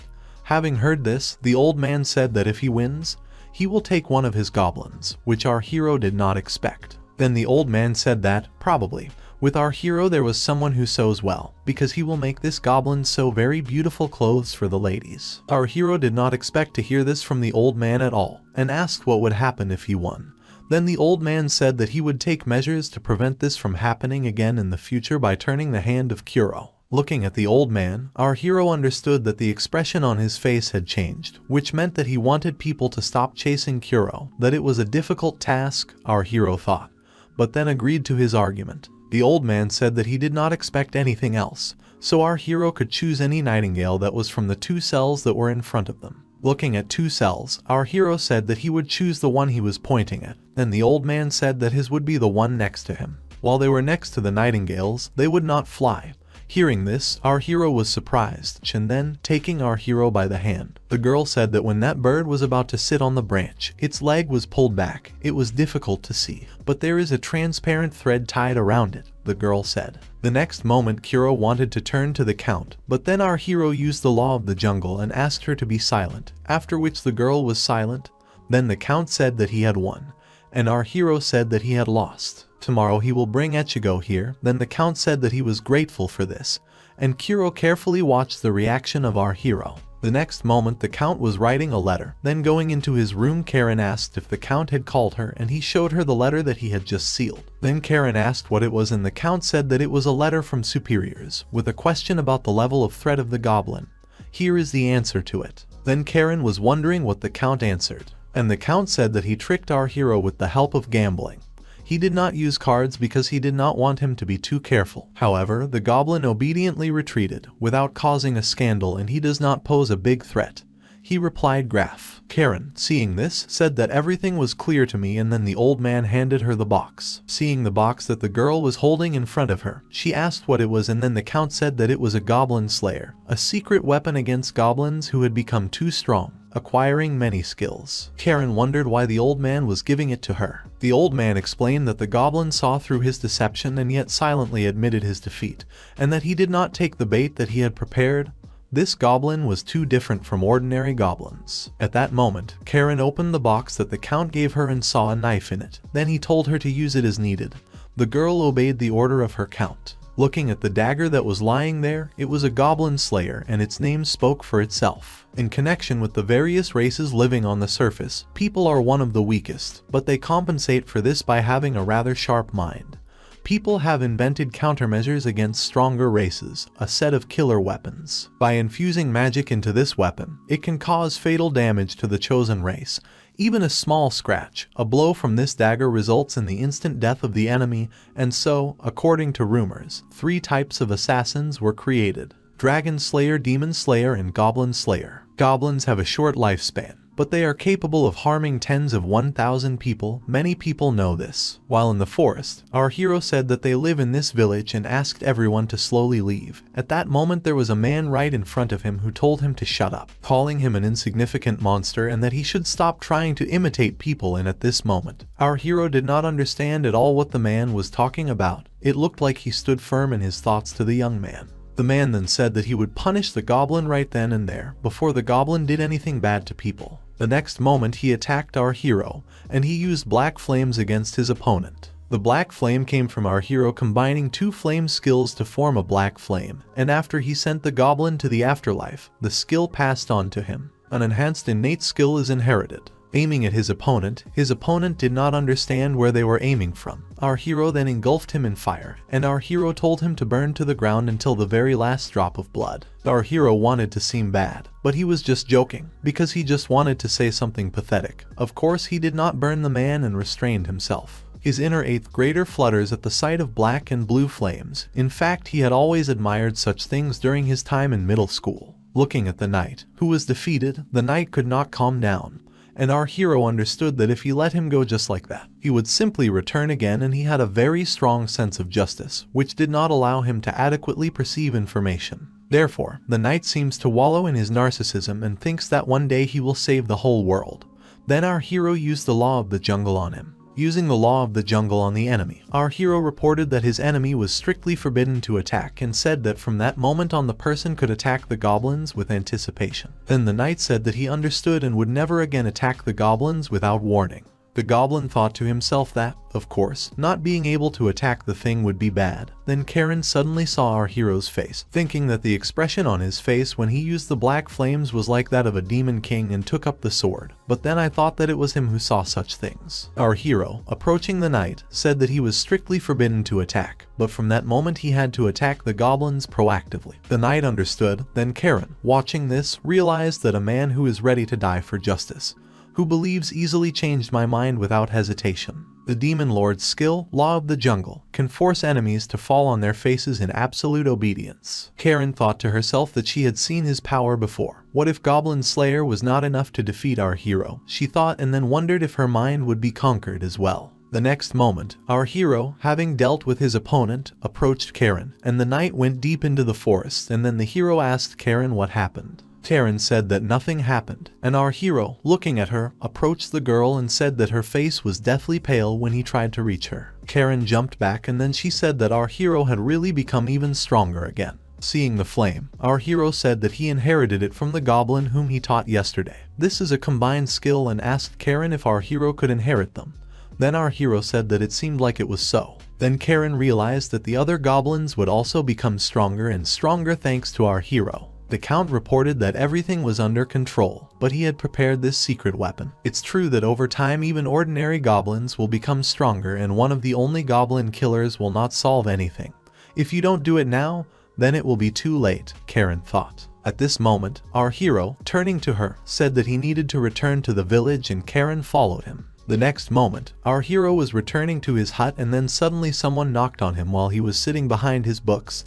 Then the hero said that this someone should come in, and turning around, he saw Karen, who was right in front of him. The next moment, Karen, who was right in front of him, took off her cloak and remained in only her underwear. Then our hero did not understand what she was doing. Seeing Karen, who was undressed, the young man did not understand what she wanted to do. Then the girl did not explain anything and ran up to our hero and threw him onto the table. Looking at Karen, who was right above him, embarrassed, and looking at our hero, the young man did not understand at all that she wanted. The next moment he snapped his fingers and there was a cape on top of Karen. Karen didn't understand why he did it. Then the goblin said that looking at the state she was in, he did it. Our hero thought to himself that he shouldn't have told the girl that such a secret visit looked strange. It looks like Karina is up to something, he thought. And besides, it's hard to imagine her seducing or flirting with him. That's not her style, our hero thought. But the young man did not let go of the thought of why the girl pressed him to the table. But he thought that it was not worth asking about this. Then speaking to Karen, he turned to her, telling her that seduction does not work on goblins. Hearing this, she was very surprised, and then our hero explained that, for example, take Ichigo or Hanzo. What did she think when looking at them? Could she think that they were cool or cute? But did she see them in a sexual way? And then our hero said that on their part it was the same. Purebred goblins do not lust for people. Having heard this, Karen understood everything that our hero said, and then ran away from him and told him to forget about what happened and apologized to him. Then our hero did not understand at all what had happened, but the girl had already run away, and our hero understood that it was a typical white lie. But he couldn't fool himself, he thought. The next moment, remembering the girl, our hero thought that it was very difficult for him. But he could not understand why Karen did this to him. Karen ran away through the forest and through the goblins who were having fun. Then when they saw her, they did not understand where the girl was running and what had happened. Hiding behind the trees, she suddenly realized that someone had seen her. It was one of the goblins who was collecting something in forest. Then he asked what she was doing here, what happened to her clothes. The goblin thought that he understood everything, because the clothes were in the wash, so he decided to ask Ichigo to sew new clothes for Karen and asked her to wait in the place where she stood. Then Carmen, looking at the goblin, understood that it was true. They did not react to her nakedness. She fulfilled the will of the Count by staging this shameful scene. Instead of admitting that she had committed a stupid act by not taking into account the racial difference, she dared to blame the Count for everything. But that wasn't the problem. She didn't think she had the courage to kill our hero. She didn't understand what she could do. Then suddenly someone said that he would take care of it. The next moment, turning around, the girl heard that someone was walking, and the headman and the goblin walked through the forest. Then when they came to the place where Karen was, they saw the cape that the girl had been wearing before. Realizing that the cape was covered in blood, Goblin explained that he brought clothes for Karen, but she disappeared somewhere. After looking at the clothes, our hero sat down lower, and Goblin said that he hoped that the girl was alright. At this moment, our hero was telling the goblin to leave. Then he did not understand anything. Our hero understood that the goblin would not be able to react instantly, because this goblin is not designed for combat. The next moment our hero started screaming and used black flames, not knowing what was attacking them, but he thought he would destroy everything around. Then the goblin did not understand what was happening, and our hero was telling him to run faster to the village. Our hero understood that the feeling of mortal danger had not gone away,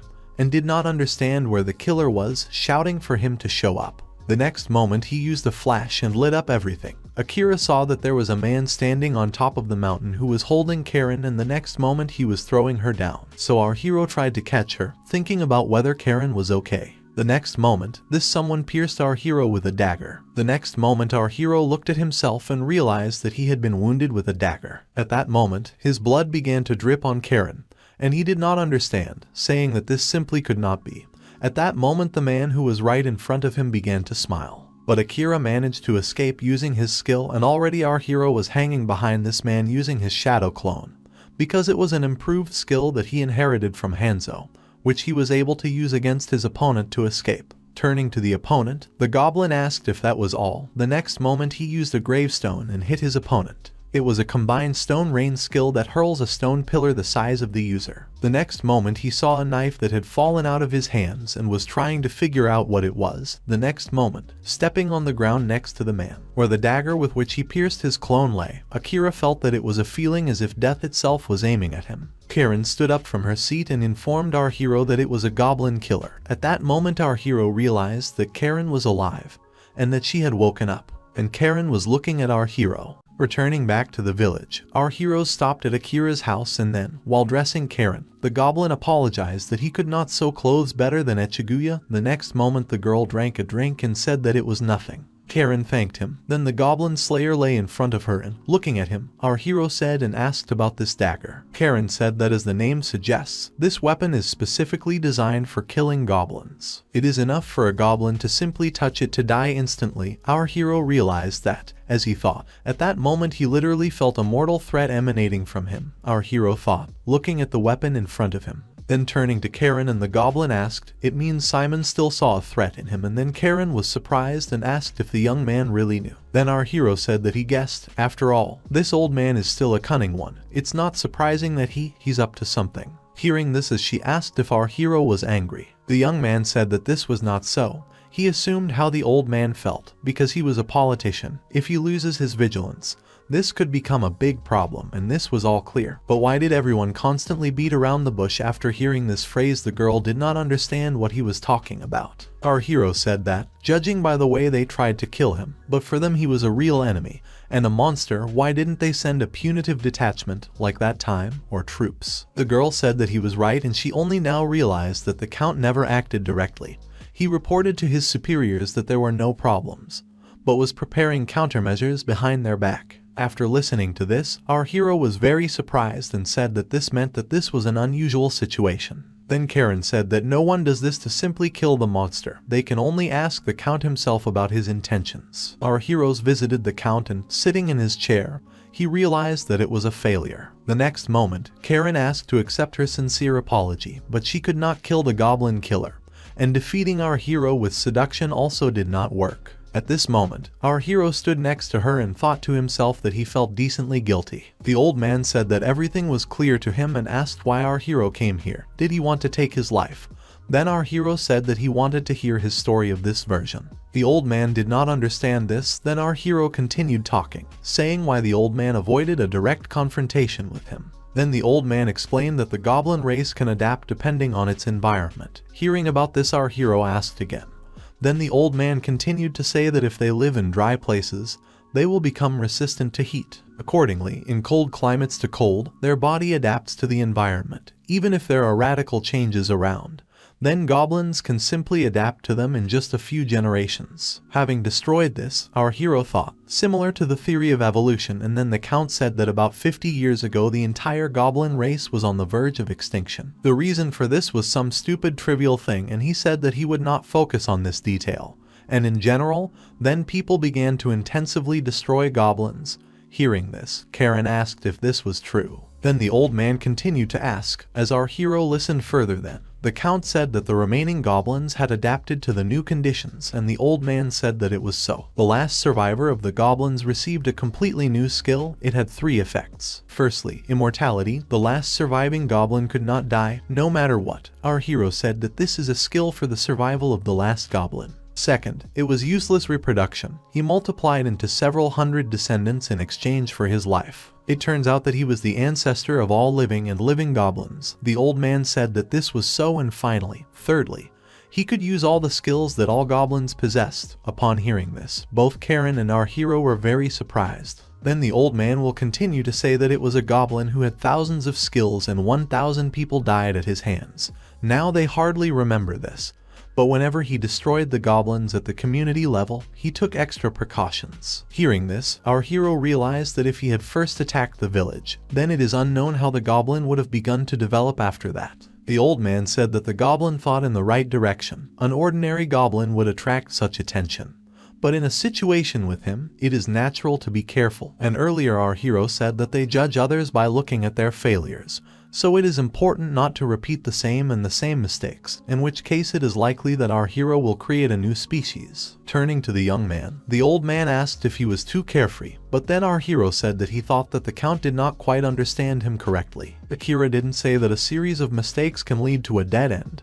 He said that this is a direct path to success. As long as people realize their mistakes and move forward, sooner or later they will still achieve success. Then the old man said that the goblin had caught him, everything was true, and who could have thought that his friend Goblin would lecture him on psychology. Then the old man said that he was impressed. Our embarrassed hero said that if he praised, he would continue to be embarrassed. Then the old man got up from his seat and asked what they could do. In other words, everything was simple. In simple terms, the goblin had to turn from a threat into a value.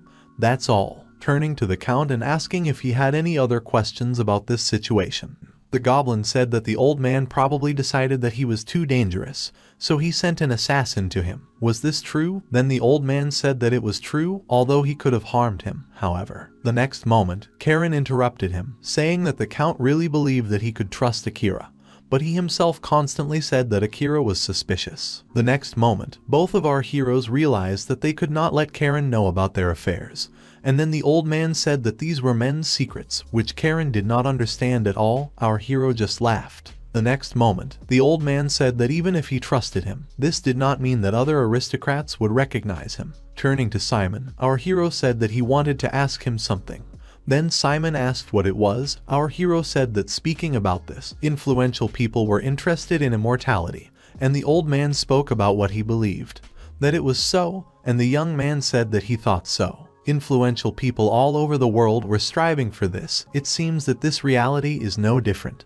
And then the old man, interrupting the thoughts of our hero, asked what he was going to do, and so that he would not tell him that he was planning to spread the information that you can become immortal. Our hero said that of course this was not so. It was obvious that powerful people were looking for immortality, but among them there were many people whose minds were clouded by greed, and the young man said that he was not going to make such mistakes. Then the old man did not understand why our hero asked him this question. The young man reported that people are looking for immortality and that they want to get to the very top. Was this so? Then Simon said that, probably, yes. And going to the cage with the bird, our hero opened the cage, then Karen looked at it, and the old man asked what he was going to do, after which our hero apologized to the bird that he took out, and the next moment he used a needle to kill it. Then Karen, seeing this, shouted to Akira about what he was doing, and Akira used great healing on the bird to cure it. The next moment, the living bird flew into the sky again. Then seeing this, Karen asked how it could be. Our hero said that it was called great healing. The skill can heal anything as long as the target was alive, and hearing this, Karen asked if it was still a combined skill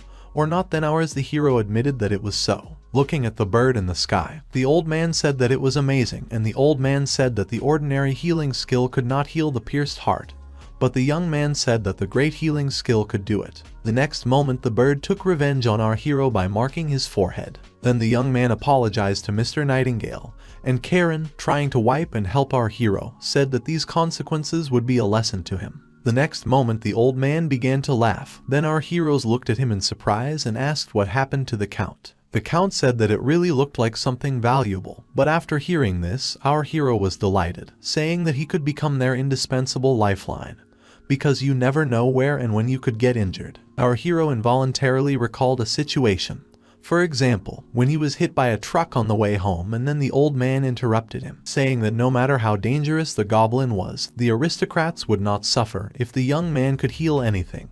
Then his value would truly exceed the threat. The old man said that he was in business, and for the young man to provide this to him. He was sure that with this he could be won. Then the goblin thanked the old man and said that he had to thank him. Then the old man said that it was all for his friend. The young man reported that as soon as possible he would send him a goblin with the healing skill. Then the old man did not understand why there was a simple ordinary healing skill, but Karen, looking at the two of them, did not understand anything at all. The next moment our hero whispered in his ear that the goblin's healing skill could restore energy in the lower half of his body. Our hero whispered. Hearing this, the old man began to laugh, saying that it was wonderful and what was expected of his friend, patting him on the back. At this moment, Carl carefully watched the nightingale, which was flying around the room. Then our hero walked out the door. Then the old man apologized to Karen. Hearing this, she was surprised. Then the old man said that it was not his intention to harm her, and Karen said that he was not to blame for anything and she was hurt by her own experience.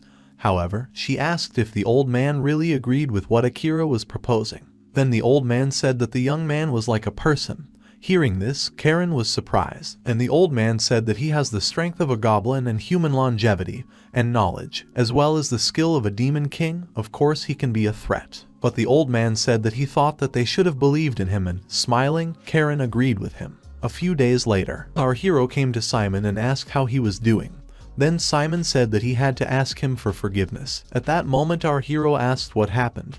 Did nothing work out? Said that this could not have happened. To which the old man said that this information received a good response and soon he was able to demonstrate his abilities. Hearing this, our hero was surprised and thought to himself that everything seemed to work, because this is exactly what he expected. Then he asked the old man what was the matter. Then suddenly he hesitated and a third person intervened in the conversation. When our hero saw him, he saw a handsome young man who approached our hero, said that he was that same goblin, shaking his hands. Our hero was very embarrassed by this handshake and asked who this stranger was. Then the old man said that it was Prince Albert South Windsor. He really had an aristocratic appearance and he was also sparkling. Our hero thought, looking at the prince, and then the old man turned to His Highness Albert, saying that he was the one who dealt the fatal blow to the King of Demons. Hearing this, our hero was very surprised. The man who dealt the death blow to the Demon King. The sparkling prince seems to be not so simple. Then the young man asked how he was able to injure the Demon King. To which the prince replied that it was his skill of 7. Having heard about 7 attempts, judging by the name of the skills, he can fail several times. It turns out the law of the jungle just didn't have time to work on him. Addressing our hero, the prince asked, saying that the young man was really a very smart guy. Now that the young man understood, he would show him how it works. Our hero hesitated at first, and the prince said again. And then our hero again asked about the man who dealt the death blow to the Demon King. Thinking that he seemed to be a big shot and asked how he was able to wound him. Then the prince said that it was a secret. Looking at the young man, our hero said that everything was clear. He thought to himself that if this man really was able to defeat him, then he would not easily reveal his trump card. Then our dreams passed whether he understood correctly that he had injured the Demon King. To which the young man said that it was so, when to himself he thought that he might just take it and defeat him. Our hero asked a question about how this somehow blocks the law of the jungle. Maybe it helps not to make mistakes. Hearing what the young man was saying, the prince realized that our hero was really smart. He thought to himself that he had really guessed right and seemed to understand that he had overdone it a little. At that moment, the prince began to laugh, saying that he would like to talk to him as soon as possible. Hearing this, our hero was very surprised. Then the prince said that he wanted to quickly meet with the one who met the wounded Demon King and inherited his skill. Our hero realized that everything was really interesting, and then he said that his great uncle certainly knew his business. But his methods were strange, to put it mildly. Remember all the methods of our old man. Our hero understood that this was really so.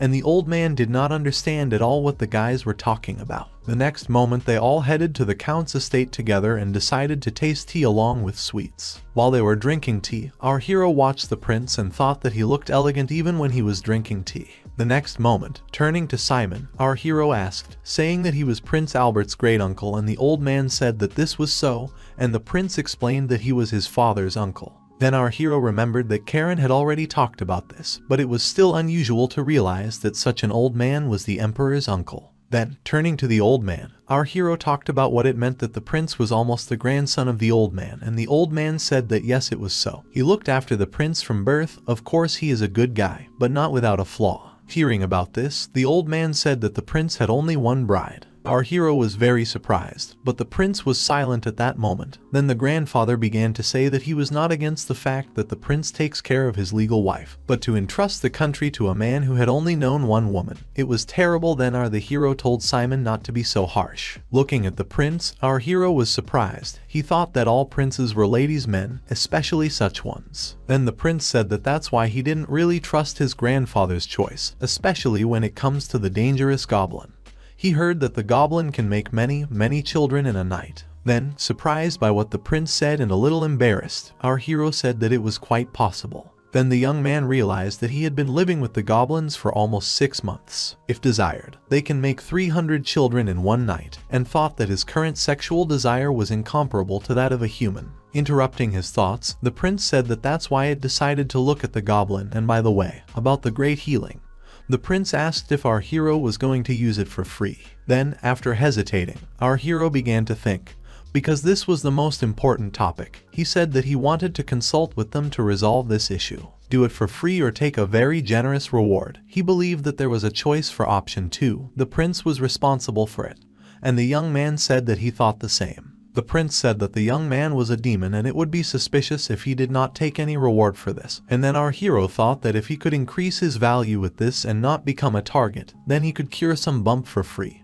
But Albert is right, this is a safer method. Rich people won't understand if he treats someone for free. And then our hero said that he would take a good reward only from those who could afford it. Then the prince said that for ordinary people this could be done for free.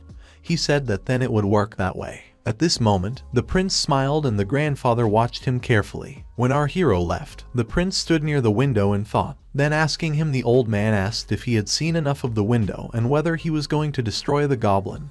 Then the prince said that this goblin did not look like an enemy. Hearing this, the old man was surprised by his reasoning, and then the prince said that the young man thinks just like a man.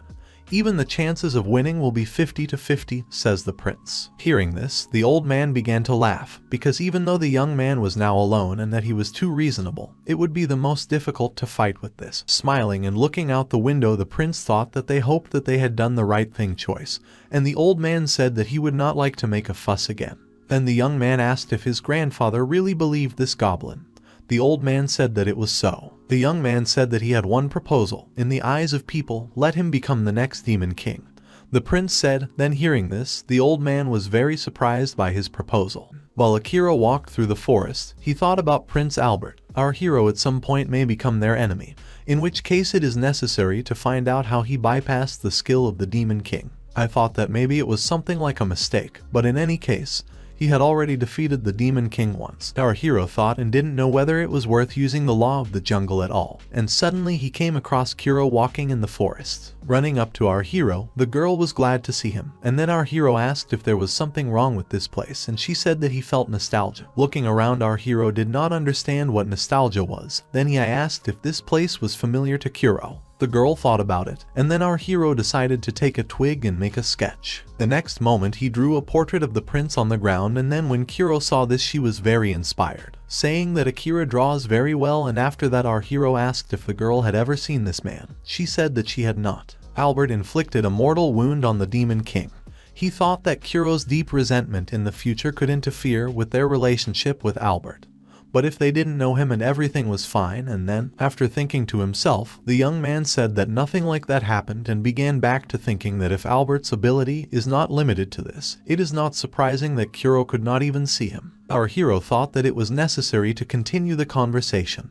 But at that moment Kuro turned around and began to run away from our hero, saying that there was someone there. At that moment she saw people standing in the forest and bandaging something, then attacking them. She told them to go away, and how dare they do this. Several wrapped bodies lay in front of the people, and then people said that they really had come to their aid. At that moment our hero told him to stop pretending to take hostages. But the man wanted to attack the goblin, and then our hero used black flame. Seeing this, Kuro was very surprised. Then our hero said that the games were over. Having heard about the goblin's skill, about which people said, our hero was surprised. They came up with a name for it. Although in general it sounded good, and then show the 3 that were in the bags. He said that they attacked those 3. This there is some good reason. Then he asked, and then people said that the goblin should shut up, because some goblin cannot tell them. At that moment, our hero used his power and all the people froze, after which he used a shadow clone and asked if he would repeat the question. Then people ran away smiling. Kuro thought that as expected it was very cool to burn people to a crisp. Then in fact she did not understand that it was staged. Our hero said that he didn't kill anyone. And besides, why did the girl attack them, talking about him? But the trigger said that these were her friends and, removing their hoods, she showed her comrades. In front of our hero were Eileen, Deka and Eunomia. Kuro said that these were her comrades. Then when our hero heard this, he was very surprised. It turns out that they were also in the army of the Demon King. The next moment, they brought them to the camp and laid them down. Then Kuro asked if everything would be okay with them or not. The young man said that he healed their wounds with the help of great healing, but they were very exhausted, especially these two, Eileen and Eunomia.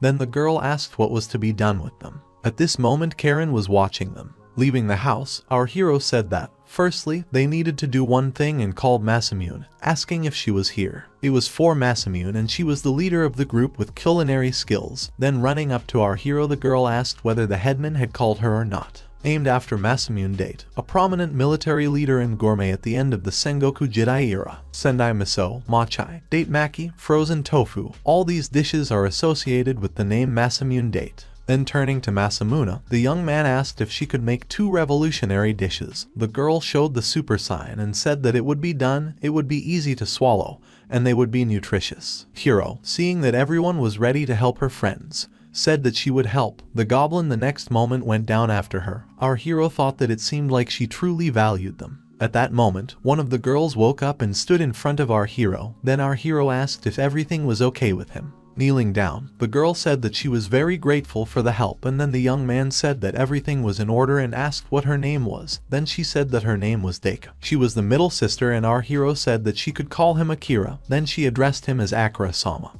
which the young man believed that it was not necessary to do this with the prefix. The girl said that she heard a little of their conversation with Kuro and realized that Akira had become the successor to the Demon King. Then our hero said that of course his skill had passed on to him.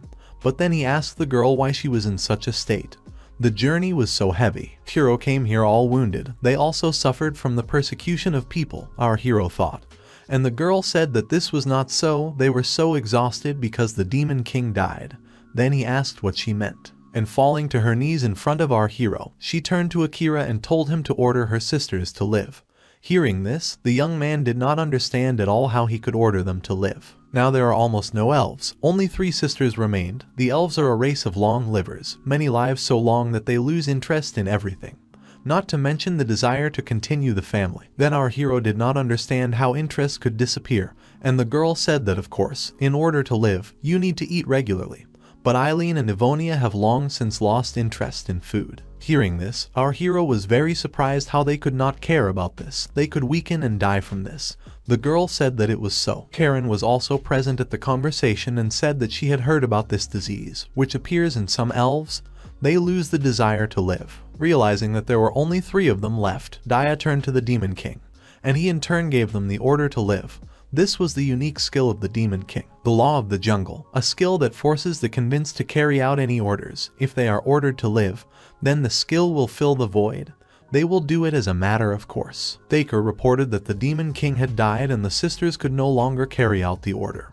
And then turning to her, the young man asked if she was okay, and Deka said that she was not sick with this. So far she had managed to feed them, but she no longer had. It turned out, looking at 2 emaciated girls, our hero understood everything. They are pale and almost do not feel life. It is painful to look at. Then Deka, turning to our hero, said that he should give them the order to live. Our hero said that he would do this, and when she heard this, girl was very inspired, because if this helps save their lives. At that moment our hero thought about how they were to activate the Law of the Jungle. Then our hero asked the girl to wake up her sisters, and then Deka asked her 2 sisters to wake up. When they woke up, they asked what their sister wanted from them. Then Deka stood next to them. Our hero asked to support these girls. The next moment he used the gravestone to attack them, and then Deka, looking at them, did not understand what he was doing, and then the girls flew far away, and Dacre ran towards them. At this moment our hero said that they were 2 who were ordered to live and use the Law of the Jungle, after which the girls obeyed, saying that they would live. At this moment, Kuro prepared food for the sick, turning to the headman, together with the goblins. And when she saw her sisters, she was very happy. Then, when they saw Kuro, the girls were very happy and ate food with her, leaving them. Our hero thought that everything was in order. The next moment he began to cough up blood, used healing for himself. To activate the law of the jungle, he had to win. But how to defeat two amazed elves? Be a victim. So the attacking skill takes away the damage of the selected target. I wonder what the Demon King did. At that moment, Karen approached him and asked Akira. When he asked what it was and the girl said that it was not like him, the young man said that he thought that no one noticed it. The next moment, turning to the guy, Deka said that the young man helped her sisters and he couldn't even know how to thank him. Then our hero said that everything was fine. Deka said that from now on she would serve him and that he could ask her for anything. Our hero embarrassedly said that this was not necessary, because she did not even need the law of the jungle to swear allegiance. Our hero called Ichigo and asked if he was here, and then he introduced him to three elves, saying that he would make a set of clothes for them. They don't have clothes, but rags. Then the goblin said that everything should be without problems, and what to do for Deki. Hearing this, she said that Akira would not worry, because he did not have to. Then he gave an order to the other goblins, saying that if they were not busy, they could help wash up, and Kuro said that she would also help. Then Deka was taken away by the goblins. Looking at our hero, she was very grateful. The young man saw Karen sitting and reading something. Then he said that he needed the girl to contact Simon. Hearing this, she asked what our hero wanted, and the young man told her to tell him that he had trained three elf sisters, former subordinates of the Demon King, and that he could control them using the law of the jungle, saying that Simon should have known this. Then, having heard this, Karen said that this would have been included in the report anyway. Did our hero himself want to tell him about this? His girlfriend asked him, because he has a precedent named Kuro. The young man said that he needed to inform them that they were now under his responsibility. Thereby he would have a legal excuse in case someone wanted to hunt them. At this moment, the girls were diligently washing themselves with the goblins, and Karen and our hero were discussing what they would do next. Then Karen said that our hero liked to play it safe, and then she would immediately tell the old man everything he asked her. Our hero thanked Karen, who agreed to his proposal. The next moment the goblins finished and asked how it was for them. The girls were dressed. Seeing this, our hero said that it turned out great, and that he expected this. Happy Kuro said that the sisters looked good, but not as good as Kuro, of course, and then the girls said that they didn't often wear something like that, but they liked these things. Kuro told them that they had not fully recovered, so they had to rest. Then suddenly someone called Akira and asked Deki how the new clothes were. Then seeing her, our hero was stunned, and Deka, looking at our hero in embarrassment, said that I shouldn't have given them such nice clothes, and asked what they looked like and if it was strange. The young man, seeing the girl, could not say anything and blushed and said that it was not strange at all. Then Deka also blushed and agreed with our hero. The next moment she asked where her sisters were. The young man did not go to rest. The next moment she faltered in on her feet and fell right on our hero. Our hero couldn't help but touch Deki, and then Karen saw it all, and our hero said that it was not what she thought, and Deki was also very embarrassed and apologized. The next moment she fell again, and the young man used an air cushion to help her, running up to the girl and asking if she was okay. Deka said that everything was in order and it was a great pity. And then our hero said that if it was difficult to move in these clothes, then Deka could take another one.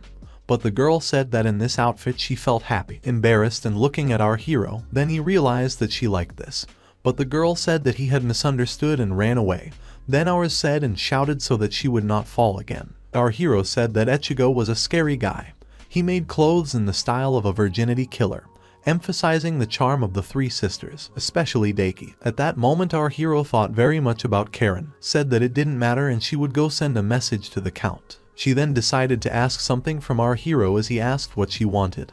But the next moment she asked him to forget about it and left. Then our hero thought that these two were acting strange. While our hero was sitting in his hut and Karen came to him and said that she had received permission.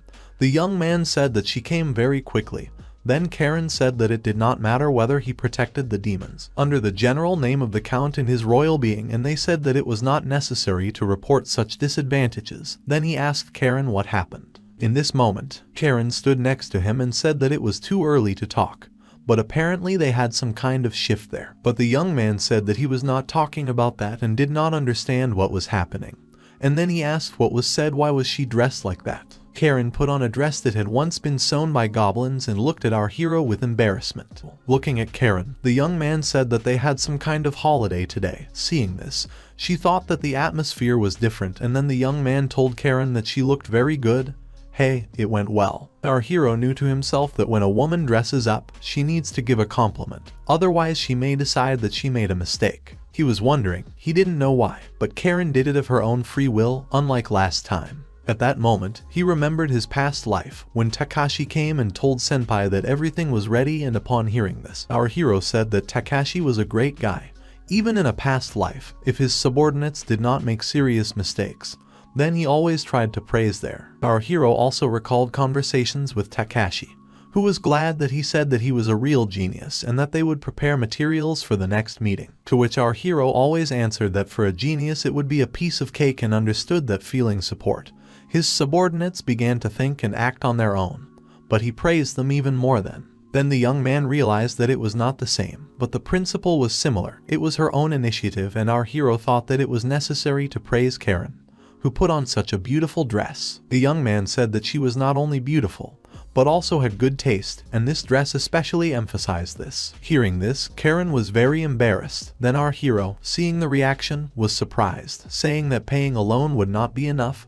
He also needed to sew clothes. Looking from my house and calling Echigo, I asked if he was here. Then the guys said that Echigo went for flowers, because what else did he make clothes from cotton and from special flowers. And then our hero said that he had to go and find him for Karen, but the girl said that it was not necessary. Holding out her hand, our hero said that we had to go while we could. Karen was embarrassed, but the young man led her into the forest and thought to himself that if a person wanted, but could not take the first step, then those around him should give him a push. The next moment they were in the forest and looking at Karen, the hero saw how beautiful she was. Turning to our hero, she asked if he knew where Echigo had gone. Then the young man said that cotton flowers grew here. He studied this village well. And by the way, while tanned, she remembered the letter about what they had talked about earlier. Karen asked if the young man had spoken about the protection notices for the three sisters. The letter had the seal of the prince and the count, which means the young man said that they were not against it. Then our hero said that what was waiting for a person was this prince, and the girl said that he was perfect in everything. She would have to spend a lot of time to list his achievements, but she said that she had never heard of him failing at anything. And then, having heard this, our hero thought about how he had never made a mistake. And then he asked Karen if the young man really defeated the Demon King without any problems. Then she said that it was so. Our hero thought that it was curious. Prince Albert's ability is very unusual. It somehow helps him not to do anything one mistake. The young man thought that there are no people who don't make mistakes, so it's something like endless luck, or maybe rewinding time, or repeating, just like saving in a game. How powerful this skill was. Then our hero remembered the conversation with the prince, realized that perhaps he had already used this skill then. He seemed a little upset, but then why didn't he try again? There is a limit on time and quantity, he thought. The next moment they came to a cotton field and saw Echigo picking it. Seeing our heroes, he announced that the headman and Karen were also here. At that moment, the wind blew and Echigo began to fall. Then Karen tore her dress and ran to Echigo to save him. She was able to grab him right on the cliff, and lying down he thanked Karen. Then he said that her clothes were torn. Karen asked the goblin not to worry about it. It was still difficult to move in it, she said. The dress she tore, and it wasn't that Echigo made bad dresses, it was just that she was not very comfortable. And then she said that although it was beautiful, the young man could not make clothes in which it would be easy to move. Echigo said that it was without question. He would do it, and the girl saved his life. The next moment he made clothes for Karen, and everyone said that they were very cool and looked very nice. Our hero, thinking about what she didn't like last time, but now it seems that everything suited her. Our hero looked at her, thinking about how beautiful she was and telling her that she looked amazing. The smiling girl asked him about it. Then suddenly people came to this territory, and then our hero told them to get out of here, because the guys had crossed the goblin border. Then people told them not to lose. At that moment our hero realized that they didn't even listen to him, and this was nothing new. The next moment he saw a girl who was casting a spell, and then the two guys in front of her became stronger, and when they saw this they ran towards our hero. Akira thought that it was strengthening magic and that two warriors attacked at once. It was interesting. One was tanking and the other was attacking. The next moment of the war, they realized that fighting the goblin was not so easy, because he used black flames against them. The next moment he used a black thread. So they fought, and the girl who stood nearby used her spell, calling on the Lord of Heaven and so that he would answer her prayers, breaking through the sky to destroy the gate. But before finishing reading, our hero grabbed her. Then everyone saw this, the goblin was here. Did they really immediately target their wily? And they said that this guy was not easy. Then the young man thought that this was a good tactic. The guys were thinking too narrowly. The next moment, they asked Jessica to use her power. Seeing his attack not working on the warriors, the goblin did not understand how the two dealt with it. The next moment he used the next attack. Then, looking in front of him, our hero thought that he had defeated them, but he was a man talking about where he was aiming. There was an explosion and the next moment all four tied up and lying right in front of our hero. Then Karen appeared in front of him, talking about how the goblin was getting stronger every time and asked, saying that she was wondering when either this will end or it won't. The girl talked about what the enemy was doing, what he could, but he was a goblin after all. Then the goblin did not understand what she meant, but the point was that he drives away all the intruders without any serious injuries. Our hero believed that this was enough of a simple warning and told her to imagine how others would perceive the story about the defeated adventurer. Then there was no need to continue. This is a kind of test. It seems the humane tactics work against him, as people are usually afraid of what they cannot understand, he thought. The girl said that this was how it was. Karen thought to herself that it turns out that the measures he had taken did not work. He would have to act differently. Then the goblin said that they had committed completely illegal entry and would be punished for it. Then Karen asked if he wanted her to put them in a cage for 7 days. The young man said that he didn't think it would help, and Karen asked if our hero had already come up with something. He said that he had an idea and then used the tattoo artist function, tattooing on their heads that they lost to the goblin. Seeing this, Karen said that it was very insidious. The young man reported that for some adventurers it would be worse than death, the idea of using tattoos as punishment. Is this the first time Karen has heard about this? Because in the Edo era, criminals were punished with a dog tattoo, and this is somewhat reminiscent of the modern law of 3 mistakes in force in the United States. 1 crime, 2 crime, 3 crime. The parts are connected to form the hieroglyph dog. Then Carmen said that she had only heard of such punishment once, but it seemed quite effective. Our hero explained that he just wanted to stop these skirmishes, at least for a while. It would look like a clear example of what would happen if they invaded and lost. Karen spoke. That only he could have come up with this. Ours came up with the fact that it was worth coming up with it earlier. They returned to the village and Deka greeted him, running towards our hero and jumping straight into his arms. Then the young man told her to be careful, and Deka thanked him. The next moment she asked if our heroes were hungry and said that she had learned cook, so if they wanted, they could try. Our hero happily agreed with this, and then the happy Deka said that she would bring everything. The next moment she ran home alone and fell again. Then our hero, seeing this, thought whether everything would be okay with her, thinking that this dress would certainly suit. But it's better to wear something looser. Then our hero thought that someone was watching him, and behind the tree he felt a gaze boring into his back. And then it was the younger sister Eunomia. And our hero did not understand why she was staring at him. Approaching Eunomia, he asked how she was doing feels. Then the girl said that it was all because of him and she would not give him little sister Deka. The next moment the girl ran away from him. Our hero understood nothing at all and did not understand what she meant. At this moment, Karen only stood and watched behind him, having heard what our hero said. He did not understand what it was. Then Karen said that she did not know. The next moment they returned to the village and greeted the master, and everyone was ready to celebrate and eat. Then he asked what they were cooking. Deka said she hoped he would like it. Seeing what she gave him, he thought it smelled delicious, and Karen, looking at the dish, said that she had seen something like this the first time. And then the goblin was told that the workers called it boiled masamune.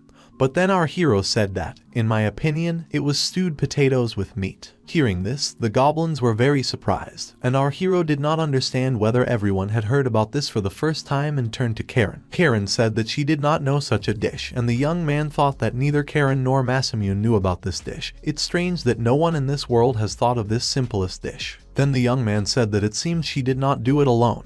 Turning to Masamune and asking if it meant they did it together with Deka, she said that it was so. The next moment, Kuro said that everyone had forgotten about her and next time she would cook. She shook up our hero for now. Our hero agreed and then said that it was time to try. Having tried it, the young man said that it was very tasty. Deka was very glad that our hero liked it, and our hero understood that it was not flattery. The stewed potatoes really turned out very tasty, considering that she cooked none of them with Masamune. It was delicious, and he said that Deka would certainly become a very good wife. When they heard all this, they were very embarrassed and indignant. Then Kuro asked, saying that how would Kuro cook every day now, and that everyone was very confused that Deika would become a good wife. The next moment, Eunomiya turned to her sister and said that she had to go with her. The next moment the girl took her sister away from our hero, and our hero thought that she didn't seem to like him very much. Karen said that at first impressions can be deceptive, because she seemed more mature. Oh, this elven disease was terribly able to plunge such an active girl into depression, our hero thought. The next moment he turned to Masamune and then she asked what the headman wanted.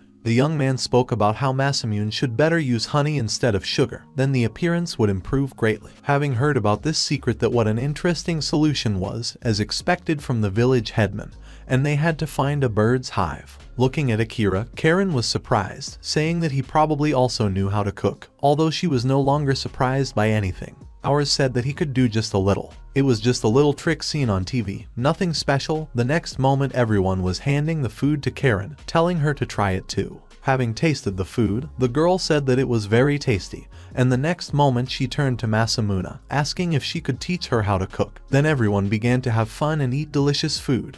Our hero, looking at all this, thought that there was everyone in this village day holiday. The girl said that the stewed potatoes were really delicious, what kind of seasonings they were for the meat. The taste was different from what she usually ate in their village. The young man said that thanks to Ichigo he was able to trade with the city, so he did something, bought it. Karen said that if she really thought about it, she saw that the city did not have the same quality as Ichigo. The young man said that it was in demand. Karen was very enthusiastic, asking if the young man concluded the deal without any problems, saying that she could contact the count if he needed it. But Akira said that he thought he could handle this on his own, because he had already agreed on everything, and at the very least, he would take a break. The next moment he said that if you stop supplies, the prices for clothes will only rise even more. Otherwise he sold clothes and bought the missing goods with it. Even if they break the deal, this will not become a big problem, because the Goblin village is quite self-sufficient, because they had enough here, he said. Listening to him say, it meant that he was not only good at cooking, but also at trading. She did not suspect that the young man was such a genius, but that our hero said that he was not such a genius and that the girl was exaggerating, to which she understood that our hero did not like to be praised. At that moment, both sisters were standing nearby, and then Deika, turning to her younger sister, asked where they were rushing and what happened, because the girl looked upset. Then the younger sister told her to look at it, running away into a field where they were full of beautiful flowers. Turning to her sister, the girl said that Deika loved flowers, that's why she wanted to bring her here. Hugging her sister, Deika thanked her. They said that they needed to collect more and bring it home, decorated in the sister's room, like in the old days. Then Deika, looking at the flowers, asked, I wonder if Mr. Akira liked flowers, and asked if her sister would help her. Eunomiya, hearing this, ran away from her sister and said that her sister was very stupid. Seeing that her sister was running away, Deika looked after her, and Eunomiya was in tears and said that she was the same. The next moment she came across Akira, and then, when he saw the girl, he asked if they had gone too far. Then Hanzo could find them. Throwing flowers at our hero, she told him not to think that he had won and ran away. The young man thought that it seemed like the girl really loved her sister very much, and there was no need to worry so much. No one was going to take her away from her. At that moment Karen, looking at the girl, thought that it was a woman's jealousy, and that a man could not understand this at all. Eunomiya, turning to her sister, said that this was a strange place. There was a good bath here, be it people or elves. Only aristocrats and rich people have a bath, but this is just a village of goblins. Deika said that this was not just a goblin village, this was the village of Mr. Akira, which upset her sister again. Deika said that she was also curious, and she asked Akira herself, and he said that the bathhouse is a very important thing. It cleanses the body and mind. The goblin keeps this place perfectly clean.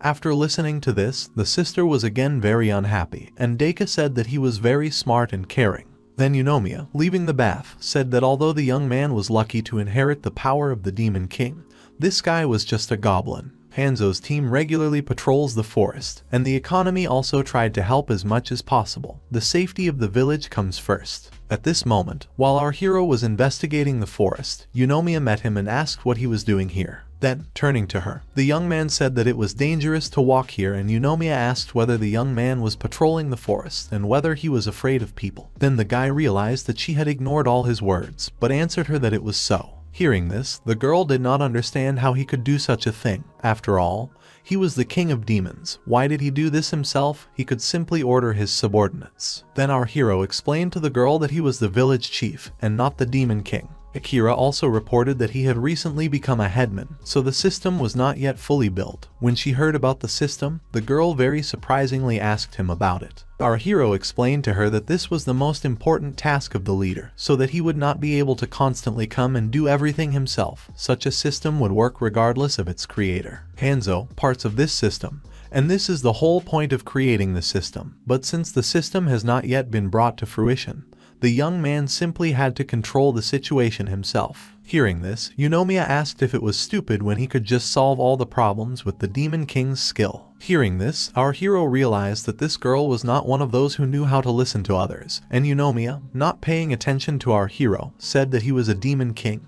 He has the power of a Demon King, but he does not use it at all. Remembering the Demon King, she remembered what he did to them, and then our hero did not understand what he was thinking about. At this moment, behind them reported that someone had fallen into their hands. At this moment, our heroes turned back. The guys saw a man rushing at them with his sword, threatening our heroes that he would kill. Seeing this, Akira realized that the enemy had it written on his forehead that he had been defeated by a goblin. Our hero realized that it was one of those adventurers who had come earlier. Then our hero realized that everyone was in danger and asked Eunomia to hide. Hearing this, the girl did not understand what to do, but then obeyed him, and then our hero used the wind shield to confront his opponent, and he shouted that it was all because of our hero. Because of him he became a laughingstock, and now he is ashamed to even leave the forest. Akira thought that this was how it was intended and apologized, but said to himself that he had done the right thing.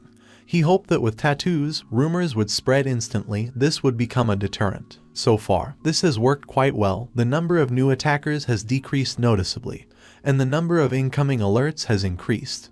But nevertheless, something was wrong. Then, turning to your enemy, our hero said that he had already defeated him once, and the next moment he used the law of the jungle against him and then told the knight to never come to the forest again. Hearing this, the knight said that he would never come again, repeating the words of our hero, and left. Then our hero told him to get out of here. The knight only obeyed. Eunomia watched all this from behind a tree, in horror, thinking about what had just happened. Approaching, our hero asked the girl if she was okay and that she could already leave. Eunomia, peeking out from behind a tree, looked at our hero, then approaching her, Akira asked if she was really scared, but the girl said that everything was fine. Then Akira told her that she looked pale. If she was hurt somewhere, then he could use his power. The next moment the girl screamed that everything was fine with her. Hearing this, Akira said that he was very happy then, and the girl was very surprised. The young man said that then he would go for a little walk, but after he took her back to the village, and the next moment Eunomia was screaming about why it happened, that the young man did not understand what she specifically wanted from him and was talking about. That why didn't he use the power of the Demon King on her? Our hero wondered if the girl was talking about the law of the jungle,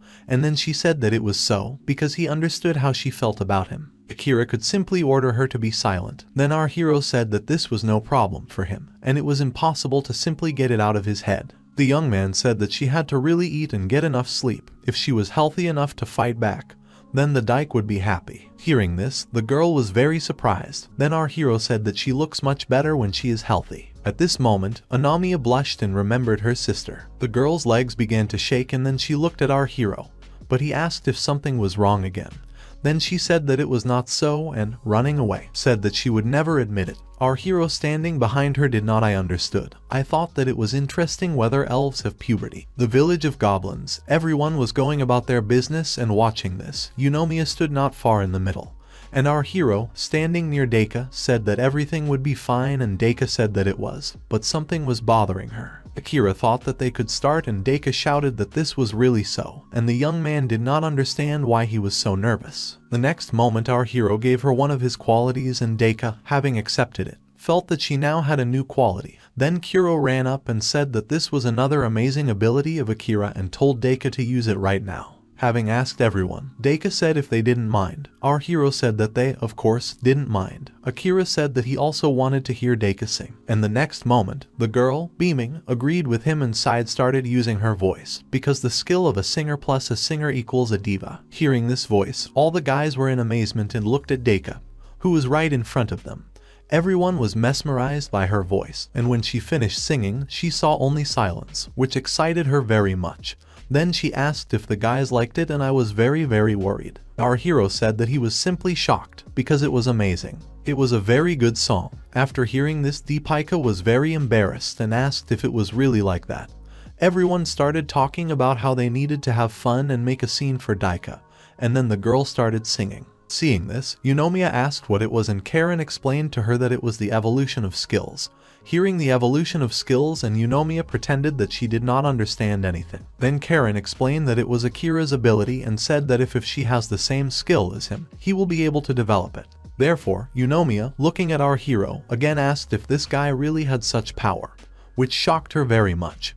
And then she said that her sister used to sing well, and that the young man had nothing to do with it. But after hearing this, our hero said that then Eunomia would like to develop her skill by asking her, to which the girl was very embarrassed. Akira reported that, of course, it would not be possible to create such a unique skill as the law of the jungle or an 80-year-old creature. But then Kuro, who was next to Akira, told Eunomia that it was simply amazing. She had to agree. Akira became interested in what skills Eunomia had, and, running away from our hero, the girl said that she didn't need it at all, which again surprised him that she was running away from him again. Kuro stood and looked after her sister, saying that he was behaving like a small child, but nothing Kuro would teach her how to behave. Chuckling, our hero said that everything was in order, she could remain the way she is. Kuro asked if this was so. Our hero said that let everything remain as it was. Looking at the girl, he thought that this is Eunomia, since she is going through puberty in many difficult times. It is better to leave her alone. Sooner or later she will fit into the environment. It will just take her a little longer than the other sisters. Our hero thought, looking at the girl. In the evening, Akira was sitting as usual behind his papers, and then there was a knock on his house. Then he said that the one who knocked could enter, and he saw Eileen at the door. Then, turning to the girl, he asked if everything was all right with her, and turning to our hero, she said that she was much better. Eileen is the eldest sister. Her condition was worse than Eunomia's. That's why it took her so long to come to her senses, and then our hero thought to himself and decided to listen to what she wanted to tell him. Sit down next to the young man. The girl said that Daika had already told her everything, that the guy saved them with the help of his power. At first, our hero did not understand what kind of power the girl was talking about, but then he thought that it was so, and then decided to ask if it was not for that they came to this forest. And the girl said that it was so. But I didn't think that everything would work out. If it weren't for Daika, they wouldn't have been able to go so far. They walked feeling the power of the skill, although they had no idea who its new owner was. Then thinking about the three elves, our hero realized that they came here led by this force, and all of Daiki's efforts were not in vain, and he could only agree with the girl. The next moment he remembered Eunomia, who said that she did not recognize him. Then seeing the thoughtfulness on our hero's face, Eileen asked what was wrong. The young man said that he hoped that she would not behave like Eunomia, and then the girl, laughing, said that the girl really behaved like a child, and that she would never act like that, especially before who saved her life. At this moment, our hero remembered Eunomia, who really behaved like a child, and then I thought to myself that Eileen was still normal. Eunomia was already clearly too much. The next moment, Eileen moved towards our hero and smiled at him. Then the young man was very surprised. And the next moment she hugged him, which made him even more surprised, asking what she was doing. Inwardly, our hero could not understand what he wanted from him and the elf, to which she said that she expressed her gratitude to him, and the young man understood that with his goblin super libido he could not cope with it. The next moment, Eileen said that she knew this because the goblin's libido is several times stronger than that of humans and several hundred times stronger than that of elves. Then I extended my hand to myself. Our hero said that he didn't think it would be a good idea, but the girl said that he should not be shy. The next moment our hero thought that it was time to say goodbye to his mind. But then friend, Eunomia burst into the door. And again, bursting through the door, she spoke to her sister that Daika told her to come, so she had no choice. So turning to our hero, she said that she could give her skill. But the girl, without finishing, saw the situation that appeared right before through her eyes. Turning around, Akira saw that Eunomia had entered the door, who was simply horrified by what she saw. And then Eileen said that she was very embarrassed, and while running away, Eunomia screamed that she knew that goblins were animals, but our hero tried to catch up with her and say that it was a misunderstanding. But it was too late. Eileen, who was sitting behind our hero, told him not to take it seriously. Sometimes a girl can be very stubborn, and Akira, trying to control himself, said that he probably shouldn't have joked like that. Then, trying to hug him again, the girl said that she wasn't kidding. It was her way of showing her gratitude. To which our hero understood that he did not want this at all. The next moment she again reached out to our hero. But then they knocked again, and at that moment it was Deka, apologizing, saying that her sister had the skill of a great swordsman, although she behaves like this, then asking what happened. The dyke asked, but at that moment she saw Aileen, who was sitting next to our hero. Akira tried to talk calmly with Deka, realizing that his whole face was covered in color, and he himself had to sit down at the table and thought that Aileen was still mocking him. At that moment the girl laughed. Then, seeing off Deka, the young man apologized to her and asked if she had seen Eunomia, to which the sister replied that she thought that Eunomia was with them. The young man thanked her for her help, and then the girl said that they had nothing to thank her for. At that moment Aileen, who was sitting next to her and looking at Deka along with Akira, just smiled and thanked the young man. One day, Aileen was sitting not far from our hero on a bench, bringing her drinks. The young man asked if she was still unwell. Then she said that everything was in order, and the young man replied that if she didn't really like banquets, then you don't have to force yourself, because every day is a holiday in the village. Sometimes it can be annoying. To which the girl, smiling, said that everything was fine. She just liked this atmosphere, and looking at her smile, our hero realized that everything was really fine. Then she approached Kuro, saying that there was nothing to worry about. Aileen had been keeping to herself for a long time. Hearing this, our hero asked what Kuro was talking about, and the girl said that Aileen is ready to use her skill at any moment, so she chooses a place depending on the wind flow. And then Akira asked if she used poison, but Aileen said that she was completely at their disposal. It's called pheromones. Her body can emit odors with various effects. They can be used as poison or as medicine. Then Kuro, saving our hero, told her not to touch him and that it was quite convenient. Then the young man thought about pheromones, because he had heard about this only once. He has his own hundreds of skills, but among them there is nothing like that. And then our hero decided to ask Aileen if she had a unique skill. The girl said that this was an exaggeration. It was just unusual and rare. And then our hero thought that he was initially comparable to Kuro's clairvoyance, and there was nothing like him, so he would not be able to develop the girl's gift. The next moment, when Kuro was putting him on the ground, saving him from her sister, then suddenly someone called Akira. It was Karen, who came to our guys, said that His Majesty wanted to see him. When he heard about the prince, the young man was surprised, and then Karen said that if someone finds out that he went to the village, then problems may arise. So the prince wanted to meet him outside the forest. Hearing this proposal, Akira asked if the prince had told her why he wanted to meet the forest and what he needed. But the girl said that the prince wanted to meet and talk. Then our hero agreed and told Kuro to take care of the inhabitants' village. Happy Kuro said that Akira could rely on her. It all looked strange. If the prince was taking such precautions, then it was better to meet. Just in case, it was better to stay on guard. At that moment, Aileen stood up, and then our hero was surprised what the girl wanted from him, and hearing about the prince, she asked if Albert was the man who defeated the Demon King, to which our hero said that it was so, and Aileen said that she will go with him. The young man understood that Aileen knew about Albert, but he was wondering why she called the Demon King a man. Keeping his thoughts to himself, Akira asked if the girl would attack the prince, to which she said that of course she would not do this. Turning to Kuro, she asked if she could go too. Kuro said that the girl could go if she did not interfere with them. The next moment, all three went beyond the forest to meet the prince. Arriving at the place, they saw the prince, who was sitting on a horse, and then turning to the guys, he said that they had not seen each other for a long time. Our hero agreed, and looking at the prince understood that it seemed to him that the prince began to shine even more. Behind our hero stood Aileen, and when the prince saw her he asked if this was the same elf. Akira replied that it was indeed the girl whom he had saved earlier, one of the three elves. Hearing this, the prince was surprised and asked if Akira really got rid of the elven disease. Aileen just tried to stand behind and just smiled. But our hero asked if it was really so surprising, and the prince said that of course 100 years ago the elves began to suffer from this disease. Since then there have been almost no cases of recovery. Hearing the word almost, our hero became interested in this and then said about the law of the jungle and pointed at Akira. Then our hero realized that it was about him and the Demon King. The next moment he asked what the prince wanted to talk to him about. He talked about how he came to Akira with a proposal. Having heard about the proposal, our hero was interested in listening to the prince. Then the prince informed Akira whether he wanted to build his own country. Hearing this, Akira didn't understand whether the prince was joking or not, but the prince was serious enough and asked if the young man wanted to turn his village into a country, which means that he wanted him to lead the Goblin Kingdom, to which our hero did not understand why this was necessary at all. The prince explained that he tried to prohibit the invasion of adventurers, but it turned out to be useless, and this is, in fact, a village of monsters. There is no law that strictly prohibits this, but if the goblins become a country, then this will completely change the situation. And after listening to him, our hero thought about it that there is a reasonable grain in this. Akira also thought that this could be a trap, but still the proposal should be carefully considered. And then Eileen, standing behind the prince, asked if it was true. The prince and our hero were surprised that the girl burst into their conversation.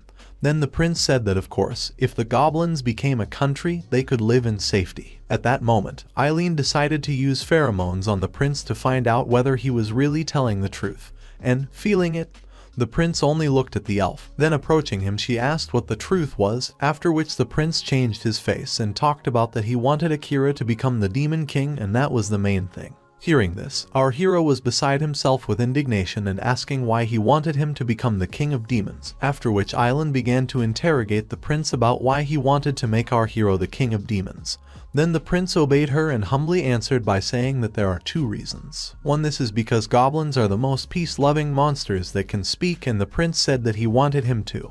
But suddenly, without finishing, something happened, and then the prince realized that he was taken by surprise and repeated the word again. Therefore, in the next moment, jumping onto his horse, he again greeted Akira, who was right in front of him. The situation repeated itself again, and the prince, getting off his horse, approached our hero, to which he again thought that the prince again looked very good and seemed to be shining. Then the prince, approaching Akira, asked and said that he should have gone straight to business, asking if Akira would like to create a goblin kingdom. Hearing about the goblin kingdom, our hero was surprised again. Then Eileen, who was watching from the side, just silently looked at the prince, and the goblin that stood in front of her said that he needed to think a little. Smiling, the prince agreed with him and hoped for his positive answer. The next moment he jumped on his horse and rode away. Then our hero only looked after him mysteriously. The next moment, Akira turned to Eileen, who stood behind him, and asked if she tried to use her power on him. Then Eileen, seeing the reaction of our hero, stuck out his tongue at him and said that she had really been seen through. To which the young man said that this guy was clearly afraid of her and somehow approached him strangely. Eileen said that it was like that. She positioned herself so that the wind was blowing in his direction, but she did not intend to harm him. Then our hero asked what pheromones she was going to use, after which Eileen said that it was those that force a person to tell the truth. They are quite harmless. It is not at all like brainwashing. The next moment our hero asked her a question whether she had ever used her power on him. The next moment the girl said that this had not happened, and the hero realized that Albert's ability was rewind. It helps him correct his mistakes. Then our hero realized that in front of him was such a slippery type as this prince. While they were standing not far from the trees, one of the residents ran towards him, saying that there was some kind of trouble, and he called the headman. Our hero, seeing the goblin, said that he was in the city, then running up to the headman, said that it was terrible, and our hero asked what was wrong. The goblin reported that Ichigo was attacked by people in the city and was seriously injured. Upon hearing this, both Karen and our hero were very surprised by what the goblin told him, who was standing right in front of him and crying. Using his levitation skill in the storm, our hero tried to quickly get to the village, thinking about Ichigo, who was in trouble, and understood that everything was bad. The next moment, the goblins shouted to the headman to come up to them, and then, as the goblins approached, our hero saw Ichigo,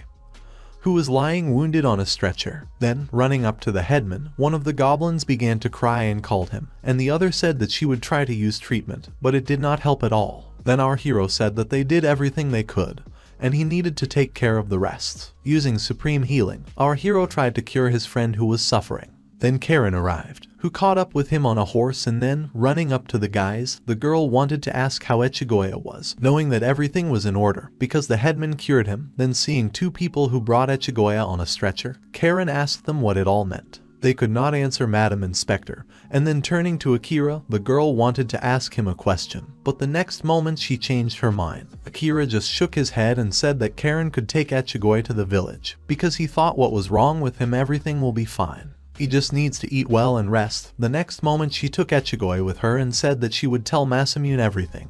Leaving our hero, she took with her another goblin who accompanied them. Akira remained with two people who looked at each other, afraid of what would happen next, and turning to them he asked what happened, to which they said that they were very sorry, but they were not to blame. An angry Akira told people to tell him everything that happened. When they saw his reaction, They were very scared, but they realized that they would have to tell them what Akira wanted to hear. One of the men said that his name was Charlie.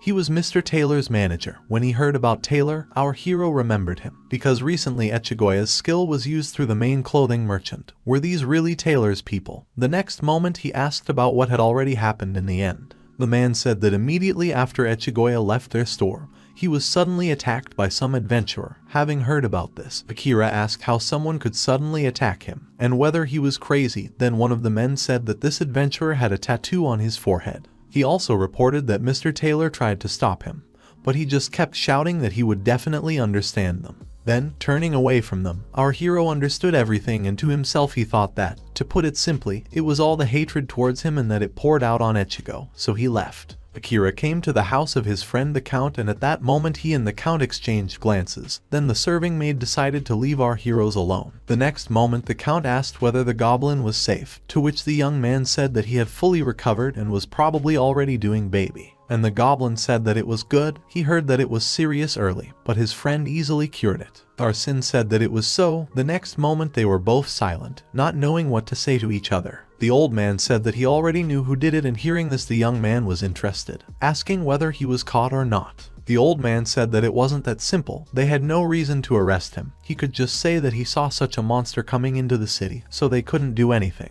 Akira realized that officially, it was not a crime for the adventurer to attack the goblin monster. From the point of view of people, there is no sin in this, but what if it is as the prince said?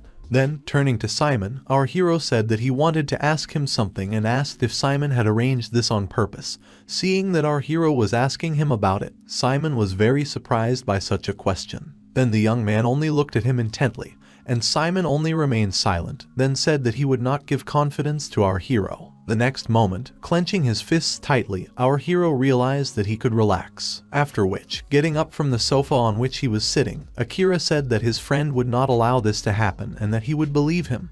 Then leaving after him, the old man asked what Akira was going to do. The young man said that he would trust the old man because he did it last time and he would do it again.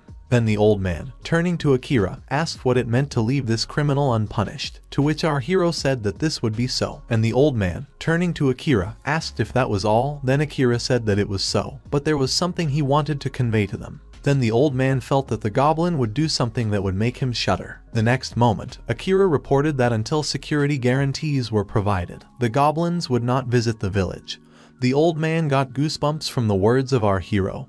He said that he understood everything. The next moment, Akira left, and the old man was left alone.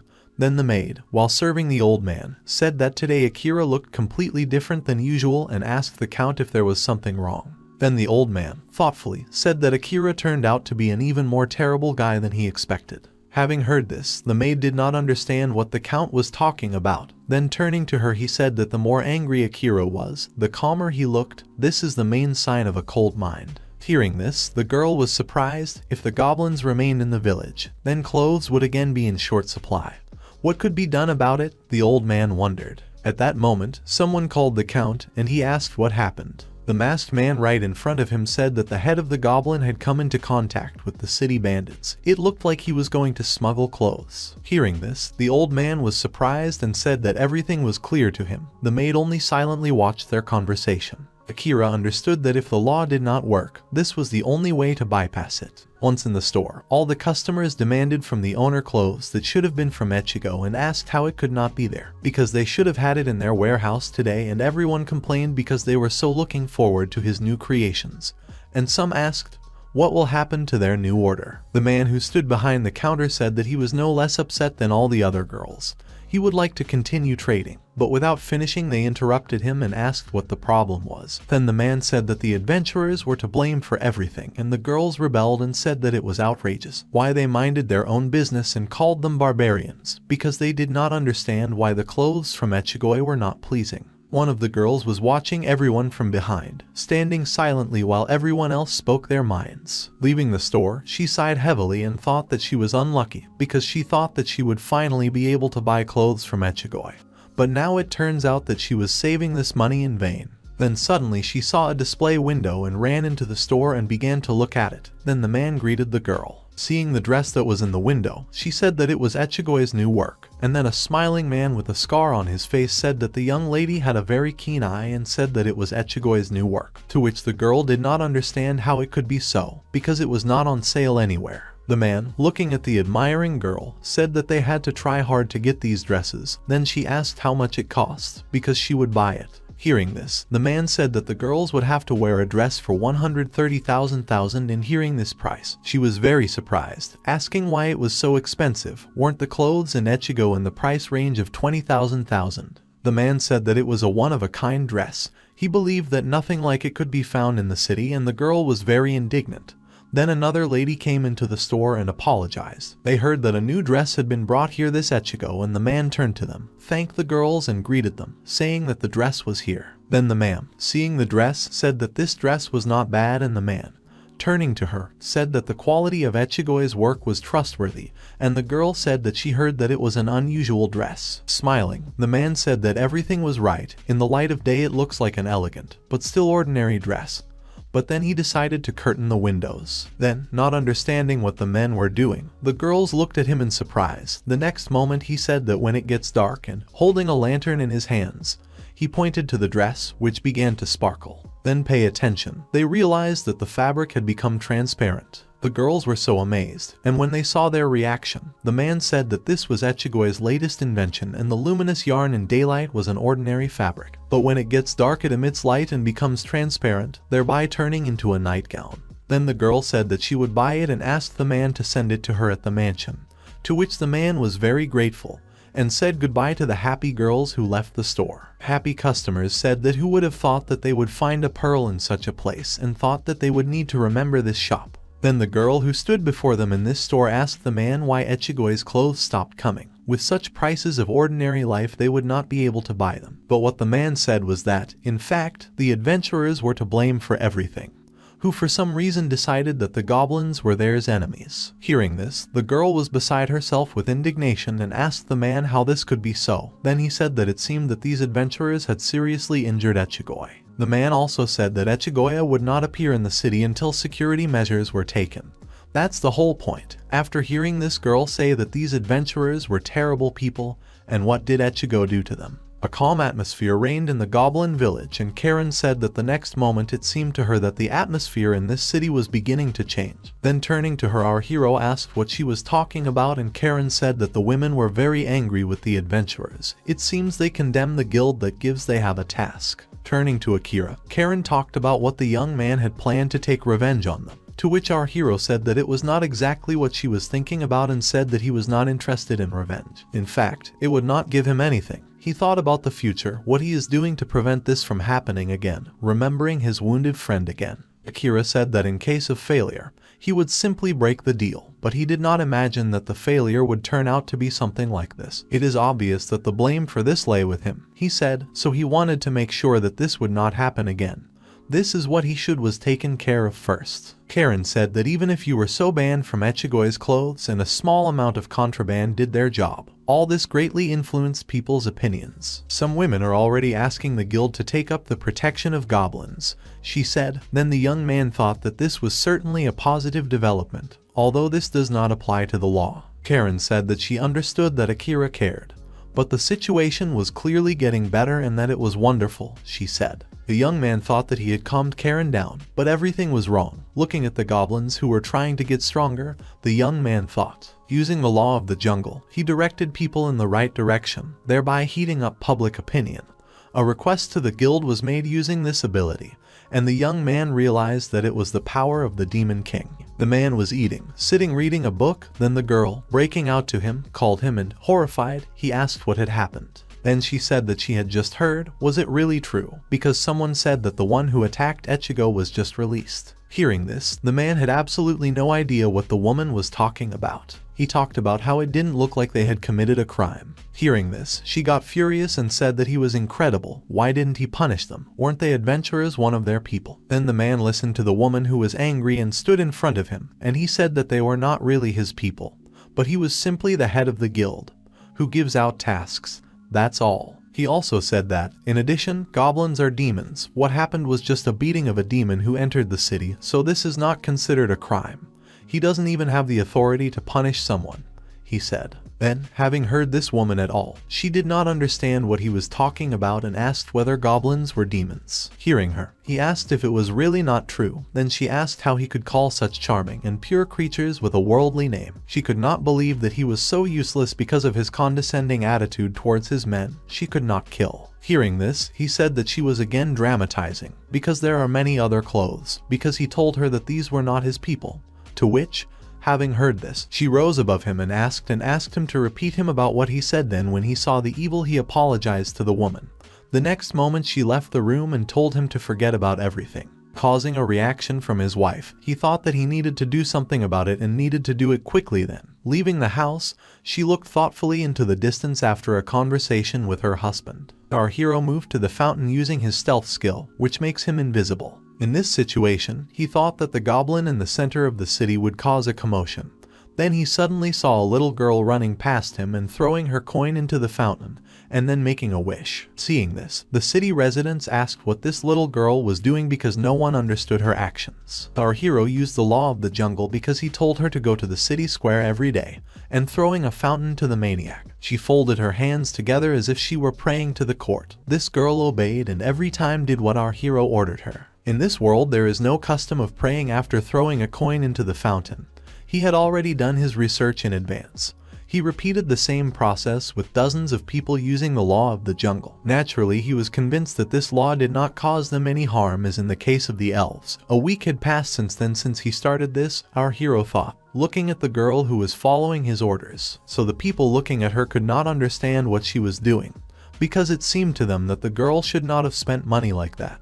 But she just remained silent, and then everyone looked at each other questioningly. Some, coming to the fountain, said that they were wondering if this was the very place about which there were rumors, and taking a coin in their hands, they said that maybe this really was that very place, and that they needed to try to do it. Looking at the girls that were nearby, the young man realized that they were girls who were not affected by the law of the jungle. Ox Day in midsummer is today recognized as a day for eating eels, but this tradition has always existed at least until the Edo period, and the person who created this custom was a great genius. One day the owner of an eel restaurant asked for advice about poor sales. He advised him to hang up a board with the inscription, "Today is midsummer, the day of the ox." He did what he was told, and not surprisingly, soon the customers interpreted this in their own way, and decided to eat eel in midsummer. The custom of eating eel in midsummer on the day of the ox was established from that very day. Our hero controlled the actions of many people, using the law of the jungle, and forced them to repeat this. Throw a coin into the fountain on soap dishes, there, once every day. People who witness this will be given a gift if they pray at the fountain.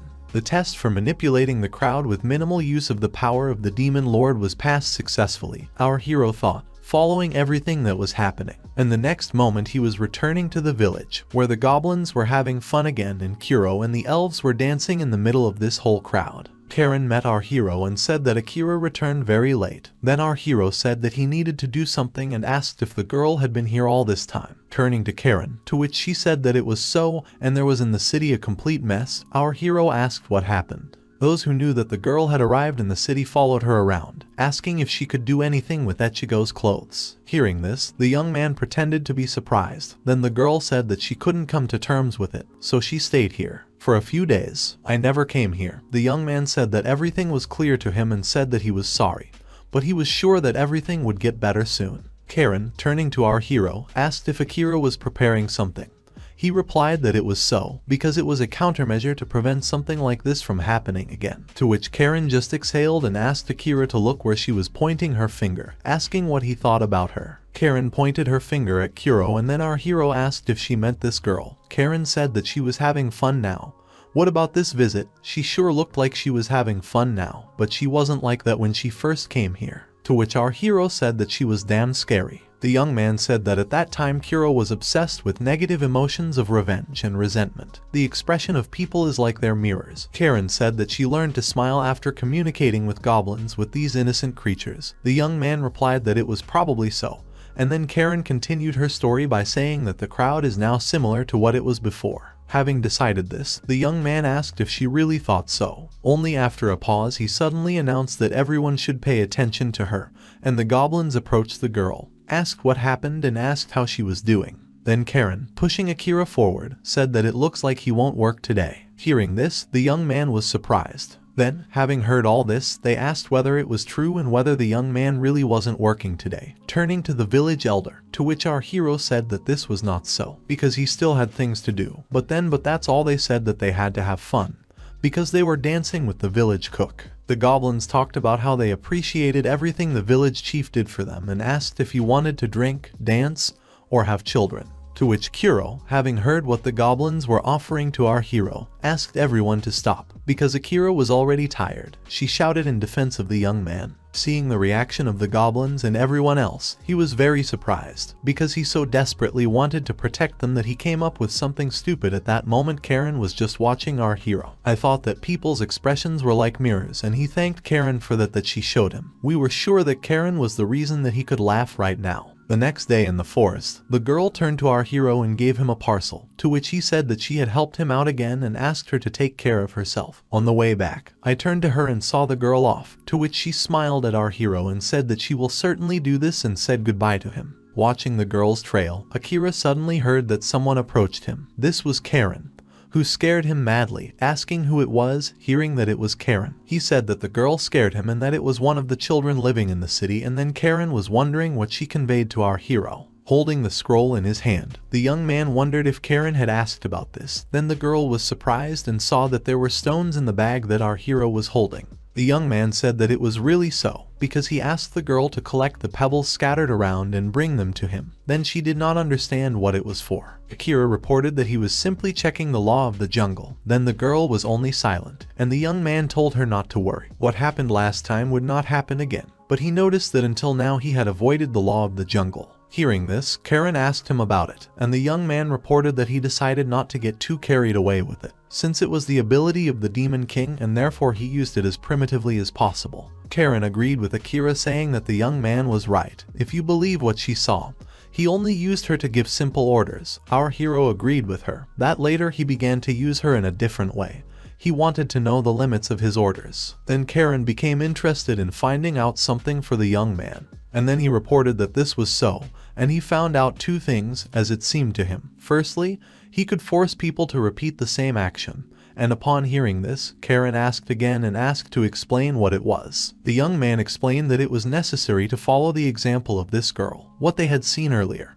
He ordered to collect bags on the side of the road and put them in a bag and then bring them to him. Then Akira reported that the girl has been doing this for 4 days, and secondly, if someone cannot do something, no matter how hard he tries, they will not even hear the order. Karen asked no matter what they are going to do, such as something related to their life like suicide. Akira said that he was not sure about this, since he had not tried it yet, but it seemed to him that suicide was among the actions that people could not do. Things that they could not do include growing wings or flying in the sky, things that are beyond their capabilities. Then, hearing this, Karen said that everything became clear to her. Akira said that when this happens, people act like they didn't hear what he told them and they won't say whether they can do it or not. The next moment our hero remembered the incident when he told the girl to turn into a potato, and thought that he felt very bad because he asked the girl to do this. She just silently looked at our hero. At that moment Karen said that everything was clear to her. Karen also said that it was an incredible power, and based on what he told her, it seemed that the young man received much more benefit from it than the demon believer himself. Our hero agreed with this, and Karen said that with her the young man could rule the whole country from the shadows, to which he only laughed that he would not do this. Karen said that the young man really would not have done this without a good reason. At that moment our hero thought,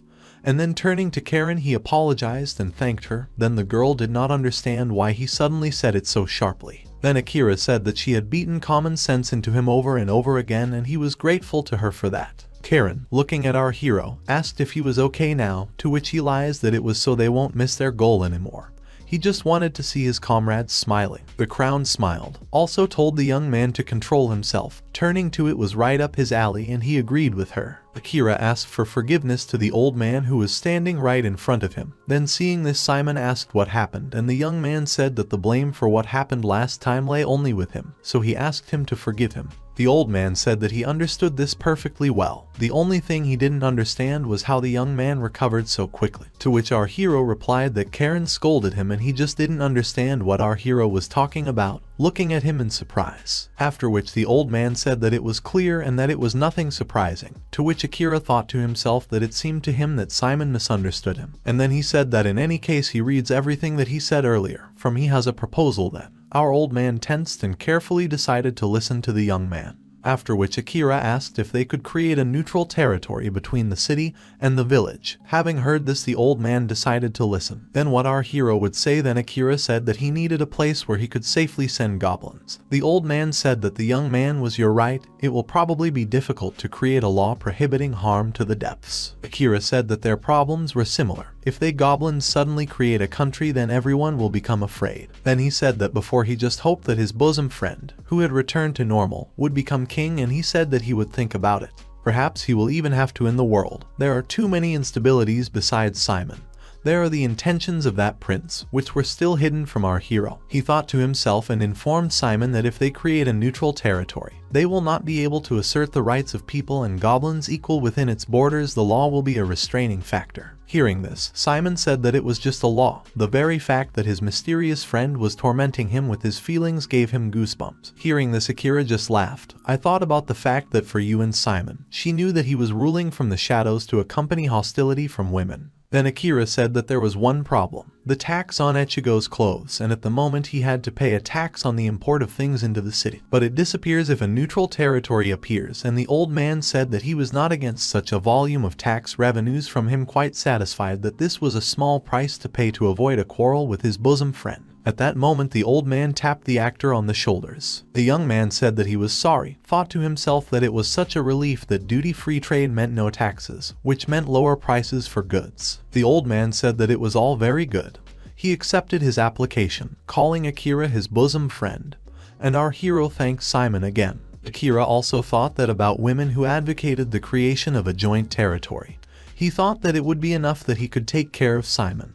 But the more supporters there were, the better. Suddenly at that moment a maid came in and saw Akira. She said that apparently this time he was in a good mood. I apologized to them. Then the old man said that today they could not feel at home. At that moment our city thought that there was one less problem. While they were sitting at that moment, someone flew over the city, someone like a dragon. The next moment he fell right next to the river that flowed not far from this city. Apologizing, the knight said that he would like to ask for forgiveness from Highness, and the prince asked strongly on his horse what had happened. Then his knight reported that they had lost sight of the black heavenly dragon. They were afraid that he had flown into the territory goblins. Hearing this, the prince told them to search the entire perimeter, only they had to be careful and not encroach on other people's territories. Hearing this, the knight said that he would do everything and headed into the forest. Then the prince realized that his abilities were really unreliable at such moments. Albert's unique skill is that he can rewind time from 5 as if certain events had never happened. This is one of the most powerful abilities. He used it to kill the former demon lord. However, this ability has some disadvantages. One frequency limit, as the name suggests. The user can only rewind time up to 7 times for the same event or opponent. A mistake after 7 times cannot be rewinded, and the consequences of this mistake could no longer be changed. 2 time limit. Albert can only rewind those events that continued in time. To use his abilities, he has 30 minutes of the last event that occurred. If 30 minutes have already passed, then it will no longer be possible to turn back time. Also, Albert cannot rewind time where it is not where he was not present. In other words, when it comes to events that happened outside of his own consciousness, his skill was hopeless. It was the 3rd limit, which relates to the environment. It's been half a day since Albert learned that the enemy he doesn't want Akira to face has entered the forests where he lives.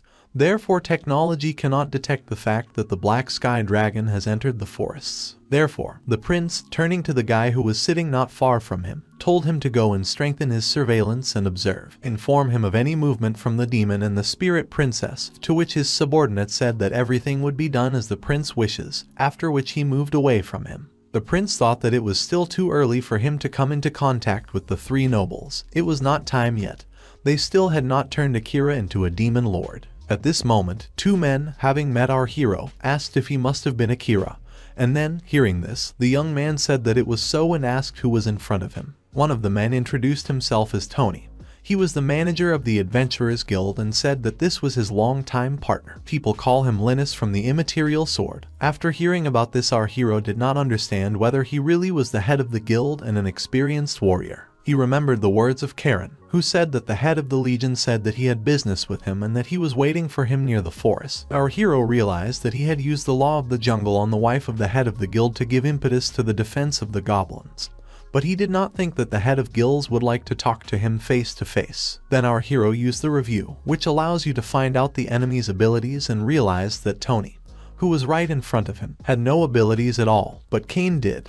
Because he had a master of weapons and it was a rare skill, our hero knew that Kane was an unusual person. The next moment, turning to them at night, he asked what kind of business they wanted to offer him. Having heard this, the man said that whether the goblin would allow him to enter art for a while, looking at Kane.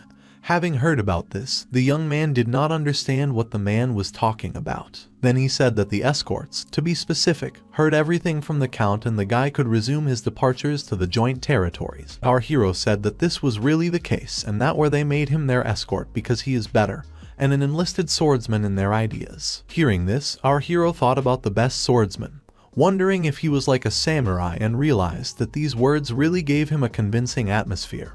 He thought to himself, and then Legs asked why they were raising this question again. The man cleared his throat and said that he was glad that his wife scolded him to Igor that she was an avid fan of the brand, and who's what is happening again in Ichigo-isen, and he can only imagine what she will tell him next time. Hearing this, our hero first looked at the man questioningly and then thought to himself that it seemed that everything went much better than he expected. Echigoya's things had become a popular brand in the city.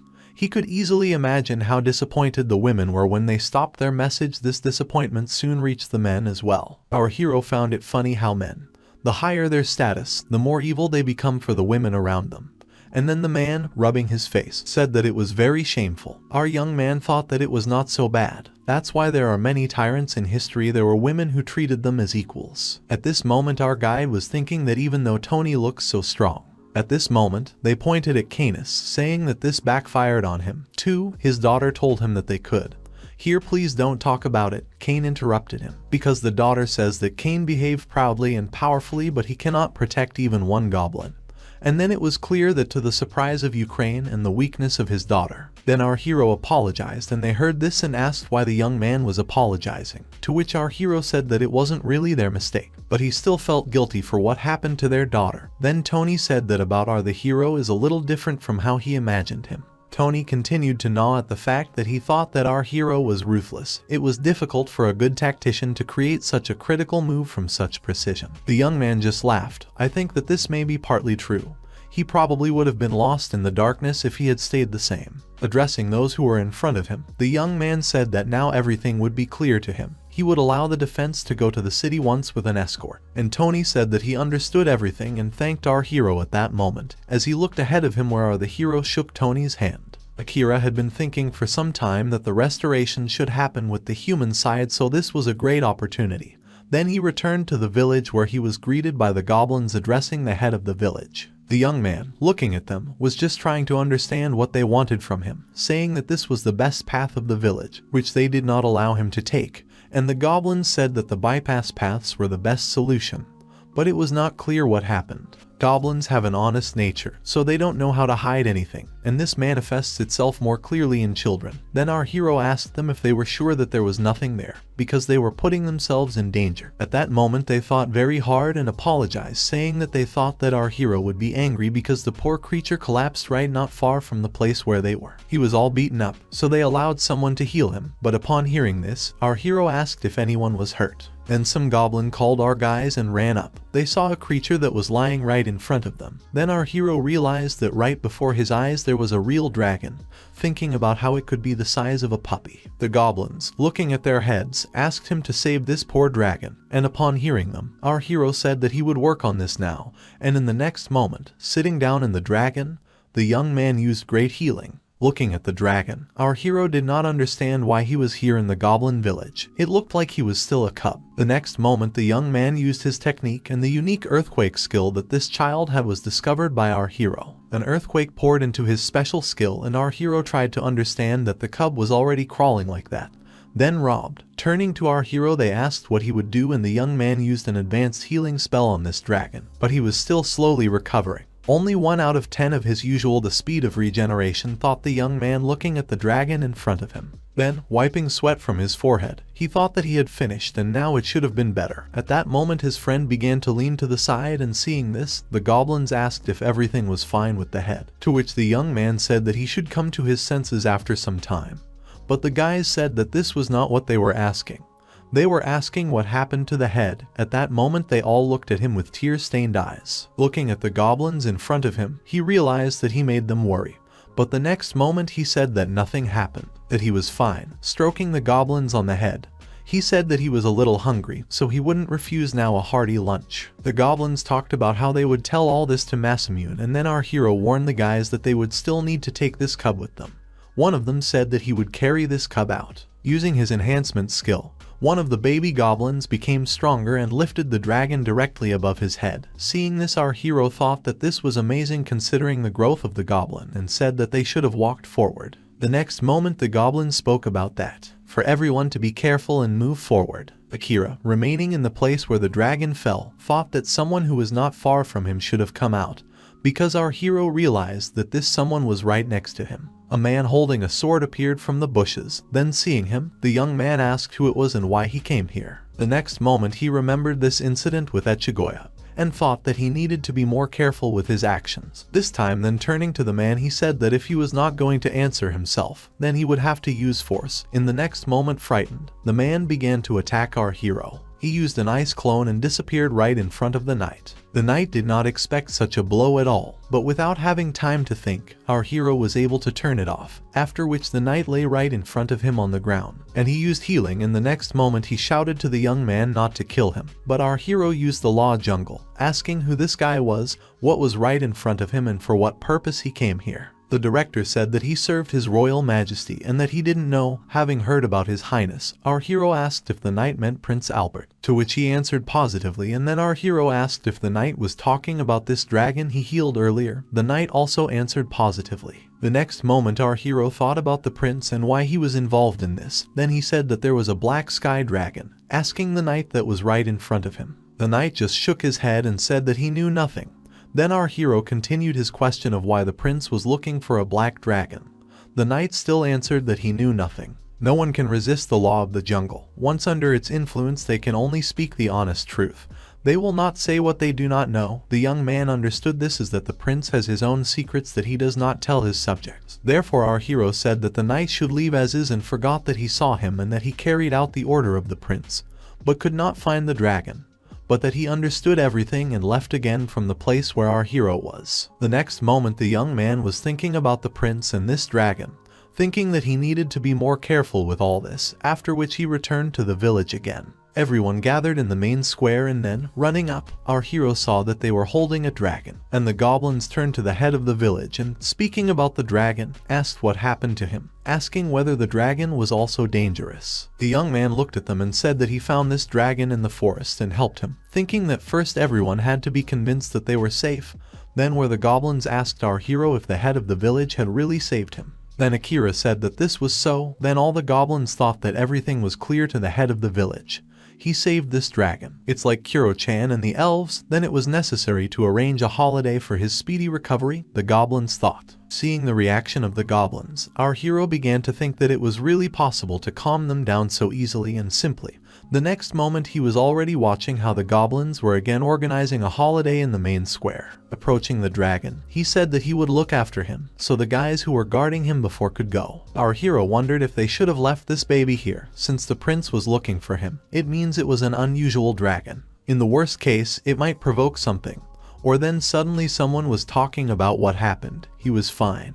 He said that he was tired, and our hero understood that this happened often. Lately, some goblins have reached the end of their life cycle right in the middle of the holiday. They fell straight to the ground when all their energy suddenly ran out. Just like a child who was playing so actively just a second ago, and a moment later he collapses from fatigue. The goblin, lying on the ground, told the head that he drank well and had fun. Our hero thanked the goblin for everything and wished him good night. Then the goblin answered him the same and fell asleep smiling. The next moment our hero looked at the dragons and realized that he swallowed something before the dragon took off right in front of our hero. Then it suddenly became clear that the dragon that was right in front of our hero ate the selected skill. Seeing this, all the goblins were surprised. Then turning to our hero, the dragon asked if he was the one who fed him, and the young man said that it was not really yes, but something like that. The dragon said that it was very tasty and thanked our hero. Seeing this, the young man asked if the dragon really ate the skill. The next moment, looking at the dragon, our hero realized that he was talking here, and the dragon said that it was so, he really ate the skill,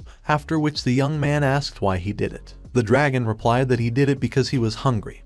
But our hero had something completely different in mind, so he tried to figure out how best he could tell this to the dragon that was right in front of him. Was it normal for a dragon to have skills? For him it was ordinary food or something. At that moment all the goblins that were next to the dragon really wanted to touch it and see if it really was a real dragon. Therefore, they stroked him. They wanted to touch him and play. Touching his tail, they thought that the dragon was very smooth and cool. At that moment, while they were stroking, the dragon thought that he was very pleased, and our hero I just stood on the sidelines watching this whole picture. Looking at the dragon, he did not understand whether this dragon was dangerous for them or not dangerous. He could not understand. Then suddenly Kuro ran to the young man, saying that she had returned with a big catch. And then the young man asked what it was, what kind of big catch it was. Sitting on our hero's neck, Kuro said that she collected eggs for Masamune, and seeing a whole box of eggs that was right in front of him, our hero said that it looked very cool. The dish invented by their predecessor Masamune was very similar to sukiyaki from the world of Akira, but here Masamune created it from scratch herself, and he also advised her to add eggs to it. Our hero recalled a conversation with the cook. Then suddenly Kuro said that now it was necessary to take them, and for her to cook. She started cooking, and then turning to Masamune, the girl turned around. The next moment, she squeezed our hero's neck with her legs and said that it was the Lord of the Black Sky. Looking at the dragon and asking why he was here. Turning to Kuro, our hero asked which ruler of the Black Sky the girl was talking about. And the dragon, looking at her, thought that apparently he was close. The girl heard about the demon, asked if he was really talking about the Prince of Demons, and then falling asleep, as if the dragon spoke indistinctly about the Prince of Demons at night. Having heard about the Prince of Demons, our hero was very surprised and thought to himself that he had never heard of him, but it sounded very menacing. Then turning to Kuro, who was sitting right on him, our hero asked if the girl knew about this Prince Demons. Hero spoke about the Lord of the Black Sky, that the Black Sky Dragon was in front of her and that it was a Jesuit. Then the goblin heard about the Black Sky Dragon and asked again about it. And our hero thought that the Black Sky Dragon that Prince Albert was looking for with a unique skill, there was a connection. No matter how you look at it, he is an unusual dragon, as it seemed to him. The next moment Kuro asked the dragon why he was there. Then the dragon said that it was all because he was hungry. The next moment she got angry and told the dragon not to joke with her. The asphalt broke under her, and then suddenly a giant dragon appeared in front of everyone, who stood directly opposite Kuro in all his glory. Seeing him, all the goblins were scared. After which the dragon answered in anger that he wasn't joking, opening his mouth and looking at him. Kuro was very scared and shook, seeing the dragon's reaction. The next moment the dragon realized something, and looking at him, Kuro thought about what would happen further. And our hero used shadow clones to somehow contain this situation. And the next moment he used levitation, to which the dragon just did not understand what had happened. The next moment, the young man used black flames and said that they both should stop, because they are scaring everyone. Turning to the dragon and Kuro, the young man, at that moment all the goblins that were next to them before gathered in one heap and sat on the ground, frozen with fear and horror. They all cried because they were scared. Hearing what our hero said, the dragon apologized to everyone, and the next moment there was a small dragon in front of everyone again. So running up to him, all the goblins said that they were very surprised and that everything was fine, and that there was no need to fight. They also admired the dragon because they did not know that he could turn into a large dragon. Kuro and our hero stood aside. The young man thought that if they continued in the same spirit, then everything would end very badly. The next moment, the dragon, turning to our hero, said that it was amazing, because the young man was the strongest goblin he had ever met, to which our hero asked him if this was true. Falling exhausted again, the dragon said that perhaps the young man was even stronger than the demon, and he fell asleep laughing, to which our hero did not understand what was wrong with the dragon, and he said that he was very hungry. When he eats, a feeling appears hunger. Our hero asked if it was because he had eaten earlier. Lying on the ground, the dragon reported that he could go without food for a whole year, but hunger immediately attacks, so just eat something. Then our hero said that appetite comes with eating. Then he fed him one of his skills and said to the dragon helped himself, as if greeting our hero and fawning over him. The dragon said that the young man had given him a tasty treat and that he liked him, calling Akira very good. And seeing the dragon's reaction, he thanked him, and then the dragon turned to the young man, saying that he didn't want to become a demon lord. Our hero answered that it was good for him anyway. Then the dragon, looking at our hero, asked if it was true, to which our hero did not understand at all what the dragon meant, which was right next to him, and the dragon only licked its lips and continued to look at our hero.